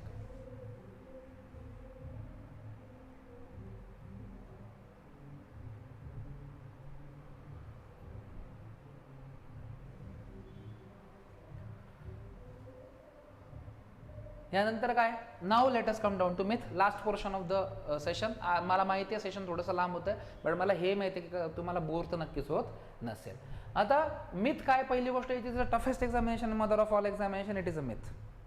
It is not the toughest examination. It is not the mother of all examinations. There are too many examinations in India that are tougher than UPSC. मी तर म्हणतो की even CA ची exam जी आहे ती पण UPSC पेक्षा tough असू शकते. इवन तुम्ही जी नीट दिली होती ना तुमच्या एजमध्ये ती UPSC पेक्षा टफ होती. UPSC is tough examination but it is not like toughest आणि याच्यापेक्षा भारी एक्झामच नाही. हां, it is the toughest civil services examination. भारतामध्ये जेवढ्या सिव्हिल सर्व्हिसेसच्या एक्झाम होतात त्याच्यामधली सगळ्यात टफ आहे नक्कीच, कारण की सगळ्यात मोठी सिव्हिल सर्व्हिस पण आहे. परंतु बाकीच्या भरपूर एक्झाम्स आहेत की त्या म्हणजे जशी आता समजा कॅट आहे MBAसाठी होणारी exam, it is a very tough examination. Right, so भरपूर टफ एक्झाम्स आहेत. असं काही नाही की UPSC is the toughest exam, कारण जर टफेस्ट असते तर मोस्ट क्लेवर जो आहे तोच फक्त पास झाला असता, पण असं काही नाही. असे कितीतरी मुलं आहेत की जे UPSC पास होतात, क्रॅक करतात, परंतु ग्रॅज्युएशनमध्ये त्यांनी फक्त 40% 45% घेतलेले आहेत. जर ही टफेस्ट असते तर मग तसे मुलं पास नसते झाले. तर it is not toughest, but yes it is a very म्हणजे it is a very testing examination. तुम्हाला ती सगळ्या अँगलनं टेस्ट करते. राईट, म्हणजे मल्टी डायमेन्शनली टेस्ट केलं जातं तुम्ही. राईट, त्याच्यानंतर you need to be topper throughout to clear the exam. No, as I told you, कितीतरी दरवर्षी असे तुम्हाला मुलं कधी बघायला मिळतील की मला ग्रॅज्युएशनमध्ये 40% होते, मी ग्रॅज्युएशनमध्ये 2दा फेल झालो होतो आणि आज कलेक्टर आहे. सो मी नेहमी सांगत असतो की what ever you have done in the past does not matter, what ever you do in present matters. So तुम्ही जर UPSC किंवा MPSC करायची ठरवली आणि मी शाळेत ढ होतो किंवा कॉलेजमध्ये ढ होतो, तुम्ही ना त्या अकॅडमिक स्टँडर्डनं होता. तुम्ही ॲक्च्युली माणूस म्हणून ढ नाही आहे. तुम्ही जेव्हा UPSC आणि MPSC करायला लागाल तेव्हा तुम्हाला समजेल की यार माणूस म्हणून मी हुशार आहे, मला तेवढा फक्त सब्जेक्ट येत नव्हता तो. कारण की तिथे ना तुमच्या मार्कवरनं ठरवलं जायचं तुम्ही किती हुशार आणि किती कमी हुशार, कुणीच ढ वगैरे नसतो. सो त्याच्यामुळे तुम्ही थ्रू आउट खूप हुशार माणूसच फक्त UPSC किंवा MPSC काढू शकतो, अजिबात नाही. राईट, साधारण मुलं जास्त काढतात उलट. IAS aspirant should know everything under the sun. Of course not. उलट, like I have been teaching in this field for more than 7 years and preparing for UPSC for more than 10 years now. आणि तुम्ही जर मला एखादा प्रश्न माझ्या आयुष्यात असं येऊ शकतो की जो मला नाही माहिती, आणि काही प्रॉब्लेम नाही आहे. अरे 2025 मार्कांची एक्झाम आहे आणि 1100वाला भारतात पहिला आहे. म्हणजे UPSC aspirant should not know everything under the sun. 50% गोष्टी माहिती आहेत, 45% तरी पण तुम्ही कलेक्टर आहे. हे मिथ आहे. राईट, म्हणजे आपण बसवणार आपल्याला आपल्या घरचे की कौन बनेगा करोडपती, तिथं गेम चालू आहे, तू इथं बैस आणि तू जर पूर्ण 5 करोडवाला सगळे उत्तरं सांगू शकला तरच तू UPSCत पास होऊ शकतो. अरे नाही बाबड्या, ते जनरल नॉलेज आहे. UPSC करताना मला उलट जनरल नॉलेज येतच नसतं. Right, we are not expected to know everything under sun. We are expected to know what UPSC wants us to know. And who will tell you? We will tell you की what UPSC wants you to know. Okay, त्याच्यानंतर काय आहे, candidates should remember a lot of facts to clear IAS. Again, no. Conceptual clarity and analytical attitude will matter more than the facts. Information and knowledge may not help you, wisdom will. Okay, so त्याच्यामुळे खूप साऱ्या facts आपल्याला पाठ पाहिजेत का? अजिबात नाही. ॲनालिसिससाठी facts सगळ्या माहितीच पाहिजे असं थोडीच आहे. कन्सेप्च्युअल क्लॅरिटीसाठी सगळ्या फॅक्ट्स माहिती पाहिजे असं थोडीच आहे, राईट? काही फॅक्ट्स नसतील माहीत तरी चालेल. Writing skills can not be improved, भयानक मोठं मिथ आहे. म्हणजे अगोदरचे MPSC जे क्लासेस घ्यायचे ना ते हे करायचे, इथे फसवायचे पोरांना की माझी कपॅसिटीने UPSC घ्यायची म्हणून मी पोरांना काय सांगायचो की तुला लिहिता येतं का? नाही लिहिता येत ना, चांगलं उत्तर याच्यावरती नाही. मग ते रायटिंग स्किल इम्प्रूव्ह होत नसतात. तू MPSC करून गपचूप, UPSC तेरे बस की बात नहीं है भाई. UPSC सबके बस की बात है. अब तो MPSC भी सबके बस की बात है. कारण की writing skill is a matter, that's a skill. आपण त्याला स्किल म्हणतोय. Skill is everything that can be improved, right? So writing skill improve करता येतात बाबा. No, we have hundreds of techniques. आपल्याकडे अशा 100 टेक्निक्स आहेत की ज्याच्यामुळे तुमच्या रायटिंग स्किल इम्प्रूव्ह होतील. Don't worry. आणि तुमच्याकडून उत्तरच तेवढी लिहून घेतले जाणार आहेत की तुमची इच्छा असो नसो तुमचे ते इम्प्रूव्ह होणार आहेत. It can be improved 100%. कारण दरवर्षी बघा, जसं मागच्या वर्षी जर मला UPSC सगळे मिळून 600 मार्क पडले असतील तर एक वर्ष प्रिपरेशन केल्यानंतर 700 पडतात. मग जर 100 मार्कांचा ग्रोथ झाली म्हणजे रायटिंग स्किल इम्प्रूव्ह झाले ना. मग कसं काय इम्प्रूव्ह नाही झाले? 100% इम्प्रूव्ह करता येतात. A candidate should attempt a maximum number of questions to clear IAS prelims. No, I told you 1/3 negative आहे बाबा. नो. आणि MPSC मध्ये 1/4 निगेटिव्ह आहे. Maximum number of question attempt करायला लागणार, तर मग maximum number of negative marks पण ॲप्लिकेबल राहणार. आपल्याला ऑप्टिमम नंबर करावे लागतात. म्हणजे काय की मला जेवढं येतं ना ॲक्युरेसी मेंटेन करत रिस्क आपण घेतो 50%ची. There are 3 rounds. पहिला राऊंड असतो 100% क्लॅरिटीवाला, सेकंड राऊंड असतो 50% क्लॅरिटीवाला, थर्ड राऊंड असतो 30% क्लॅरिटीवाला. ते राऊंड कसे घ्यायचे वगैरे नंतर एखाद्या स्पेसिफिक प्रिलिमिनरीच्या लेक्चरमध्ये सांगेल. ओके, परंतु 3 राऊंडच्या स्ट्रॅटेजीने आपण प्री एक्झाम सॉल्व्ह करतो. आपण maximum number of question solve करत नाही, तरच पास होत असतो. A candidate should read for 16 hours a day. No. आपल्याला का आंबेडकर व्हायचंय का? त्यांना बाबांनो, त्यांना संविधान लिहायचं होतं भारताचं, म्हणून ते 22-22 तास अभ्यास करायचे. आपल्याला नाही. आपल्याला काय 15-16 तासाचे नाही. मिथ आहे. कसं आहे, मी सिलेक्ट झाल्यानंतर मी जे म्हणतो ती पूर्व दिशा होत असते. सो त्याच्यामुळे मी एकदा सिलेक्ट झालो, मी म्हटलं 18 तास मी अभ्यास करायचो. मग तुम्हाला वाटेल की अच्छा 18 तास अभ्यास केल्याशिवाय कलेक्टर होत नाही. अरे पण मला तेवढा ग्रास करायला वेळ लागायचा म्हणून मी केला असेल. असंही आलं कलेक्टर मी बघितलं की ज्यांनी रोजचा 8 तास किंवा 6 तास अभ्यास केला आणि ते कलेक्टर झाले. माझ्या मते मी शेड्यूल जनरली 8 तासात देत असतो माझ्या ॲस्पिरंट्सला. सो माझ्या मते 8 तास ऑप्टिमम आहेत. अशा 16-16 तास कोणा अभ्यास करत नसतं. इन ह्युमन आहे. आपल्याला कलेक्टर व्हायचंय, मशीन नाही, रोबोट नाही व्हायचंय. सो त्याच्यामुळे 16 तास अभ्यास करण्याची वगैरे काही गरज नाही. 8 तास ऑप्टिमम, फक्त कन्सिस्टन्सी, जसं मी मागच्या वेळेस सांगितलं. ओके, त्याच्यानंतर IAS aspirant should read many books on a single topic. अजिबात नाही. आय टोल्ड यू, एक बुक 10 वेळा वाचा. 10 बुक एकाच गोष्टीसाठी नाही वाचायचे. कारण तुम्हाला माहीत नाही प्रश्न कुठून येणार आहे, मला माहीत नाही प्रश्न कुठून येणार आहे, हाईट UPSCला माहीत नाही प्रश्न कुठून येणार आहे. 3 महिने पहिले पेपर सेट होणार आहे, 2 महिनेच. सो त्याच्यामुळे 17 मटेरियल वापरायचे नाही. त्या टेलिग्राम वगैरे ते फालतूपणा करायचा नाही. टेलिग्रामवरती खूप डम्पिंग होते मटेरियलची, ती मुद्दाम करतात क्लासवाले. तर असं करायचं नाही. कोचिंग आपल्याकडे जसं, जर तुम्ही एज्युनेशन अकॅडमी जॉईन केली, ट्रेनरनं जेवढं सांगितलं तेवढंच वाचायचं. त्याच्यावरती एकही बुक वाचायचं नाही. वी गॅरंटी की तेवढं इनफ आहे. ओके, त्याच्यावरती नाही करायचं कुठाने. Make notes on every single topic in the syllabus. अजिबात नाही. सिलेबसमधले भरपूर टॉपिक तर आपण सोडून देणार आहे. नोट्स त्याच्यावरती काढणारच नाही, फक्त रीडिंग करायला लावणार आहे तुम्हाला. ते पण 2-2 रीडिंग, फक्त 3-3ची पण गरज नाही. आपण ते करून देणार आहे सगळं. डोंट वरी. प्रत्येक टॉपिकवरती तुम्हाला नोट्स काढण्याची गरज नाही. मॅक्सिमम नोट्स तर एज्युनेशन अकॅडमीमधून तुम्हाला मिळणार आहेत. तुम्हाला त्या तशा फॉलो करायच्या. मग तुम्ही म्हणणार की सर तुम्ही UPSC इतक्या मोठ्या एक्झामबद्दल बोलताय आणि तुम्ही ते एका बाजूला हे पण म्हणताय की आम्ही देतो तेवढंच करा. This is a mechanical process. Try and understand. You are not here to become Gandhi or Socrates. आपल्याला काही इथं गांधी सॉक्रेटिस व्हायसाठी आपण इथे आलो, आपण इथे कलेक्टर व्हायसाठी आलो आहे. आणि कलेक्टर होण्यासाठी एक सिस्टम सेट आहे, ते आमच्या डोक्यात बसलेली आहे, ते फक्त तुमच्या डोक्यात घालायची आहे. सो जेवढं सांगितलं तेवढं करा. आपल्या नोट्स खूप बढिया आहेत. त्या नोट्स जर तुम्ही केल्यात ना तो व्यवस्थित पास होता.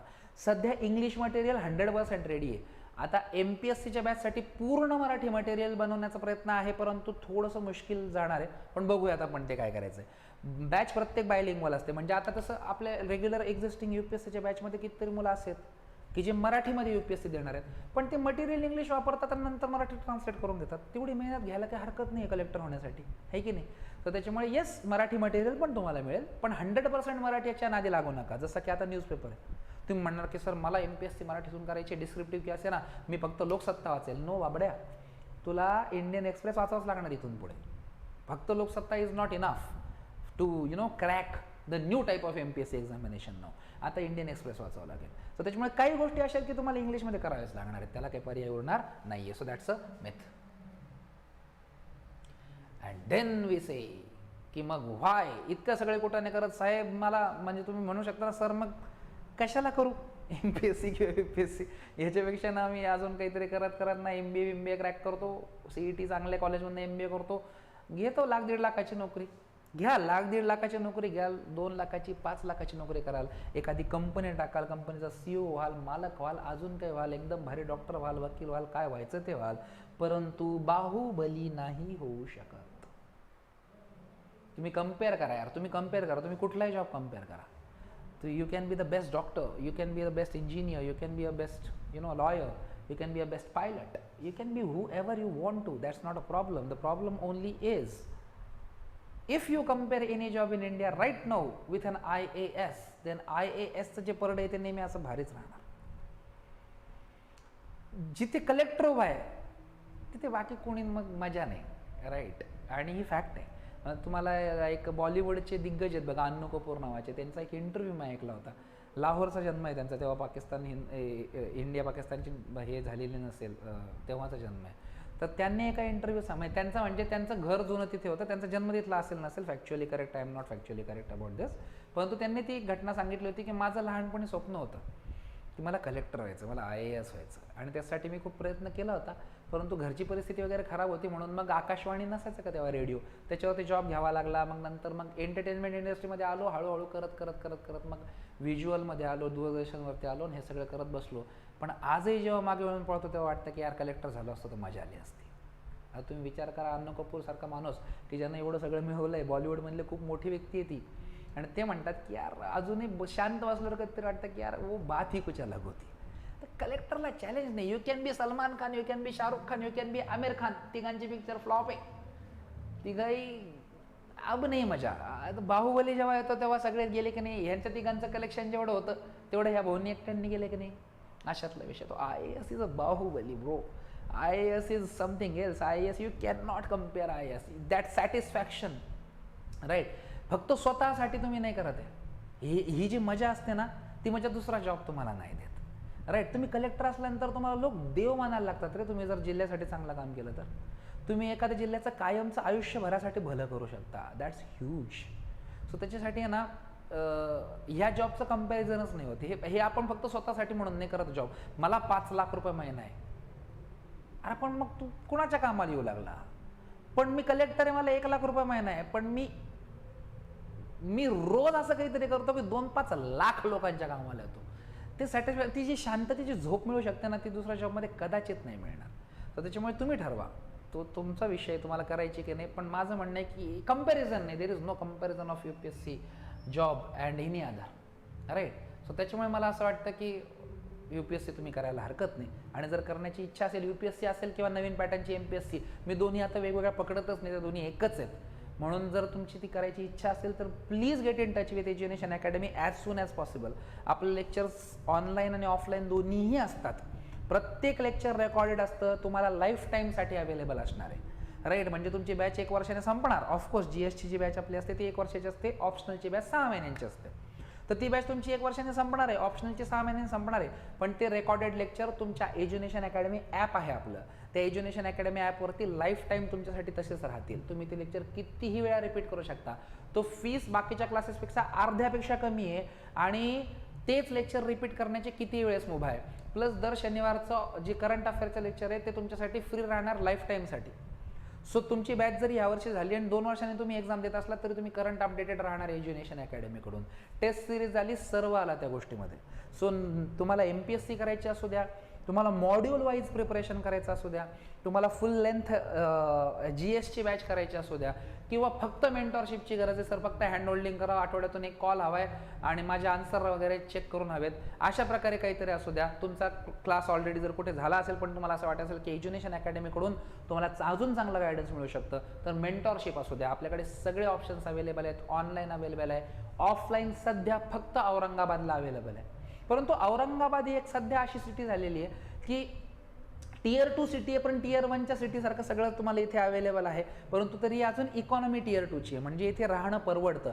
सो त्याच्यामुळे तुम्ही दिल्लीला रिलोकेट करण्याचा किंवा पुण्याला रिलोकेट करण्याचा प्रयत्न करत असाल तर काहीच गरज नाही आहे. तुम्ही औरंगाबादला इथे येऊन राहा आणि ऑफलाईन बॅच करा जर तुम्हाला दुसरीकडे कुठे रिलोकेट करायचं असेल. बिकॉज आय गॅरंटी तुम्हाला दिल्लीच्या लेवलचं प्रिपरेशन इथे करून देणार म्हणजे देणार, त्यात काहीच प्रॉब्लेम नाही. सो त्याच्यामुळे तुम्ही इथे रिलोकेट करा. इथे दिल्लीपेक्षा 30% पैसे तुमच्या घरच्यांचे तुमचे वाचतील. इथे राहणार, त्या स्टँडर्डचं प्रिपरेशन तुमचं होणार, त्या स्टँडर्डच्या टेस्ट सिरीज तुम्हाला मिळणार आणि 1 वर्षात व्यवस्थितपणे तुमची बॅच कंप्लीट करून घेतली जाणार. सो बॅचेस चालू होत आहेत सोमवारपासून. नेक्स्ट वीक म्हणजे लास्ट वीक ऑफ ऑगस्टचा जो सोमवार आहे तेव्हापासून संध्याकाळी 6 ते 8च्या वेळेत. So please get in touch with Edunation academy as soon as possible. Okay, I hope you have understood everything from this particular session. आणि त्याच्या पलीकडे अजून काही एक्सपेक्टेड असेल तुम्हाला तर मला कमेंट करा. यूट्यूबवरती कमेंट करू शकता, मला तुम्ही फेसबुकवरती किंवा इंस्टाग्रामवरती किंवा ह्याच नंबर्सवरती तुम्ही व्हॉट्सॲप पण करू शकता किंवा डायरेक्ट कॉल करून पण कम्युनिकेट करू शकता. We are on Facebook, on Instagram. You can download the Edunation academy app also, कारण की दर शनिवारचे करंट अफेअर्सचे लेक्चर ह्या ॲपवरती होणार आहे. प्ले स्टोअरवरती जायचं, एज्युनेशन अकॅडमी UPSC MPSC असं टाकायचं, तुम्हाला आपल्या लोगोसहित ॲप मिळेल. ते ॲप डाउनलोड करायचे आणि त्याच्यामध्ये तुम्हाला करंट अफेअर्सच्या बॅचमध्ये तिथं मेसेज पाठवा ॲपवरती की sir please add me in the current affairs batch. तुम्ही माझी स्टुडंट असू नसू तुम्हाला त्या बॅचमध्ये ॲड करून टाकूयात. तुम्ही करंट अफेअर्सचे लेक्चर फ्री करा दर शनिवारचे, no problem at all. Okay, आणि तुम्ही या नंबर्सवरती कॉन्टॅक्ट करा and get in touch in case of admissions or any other inquiry. Right, I hope you all have understood everything. I wish you all the best for your future. Happy learning to you. Thank you so much.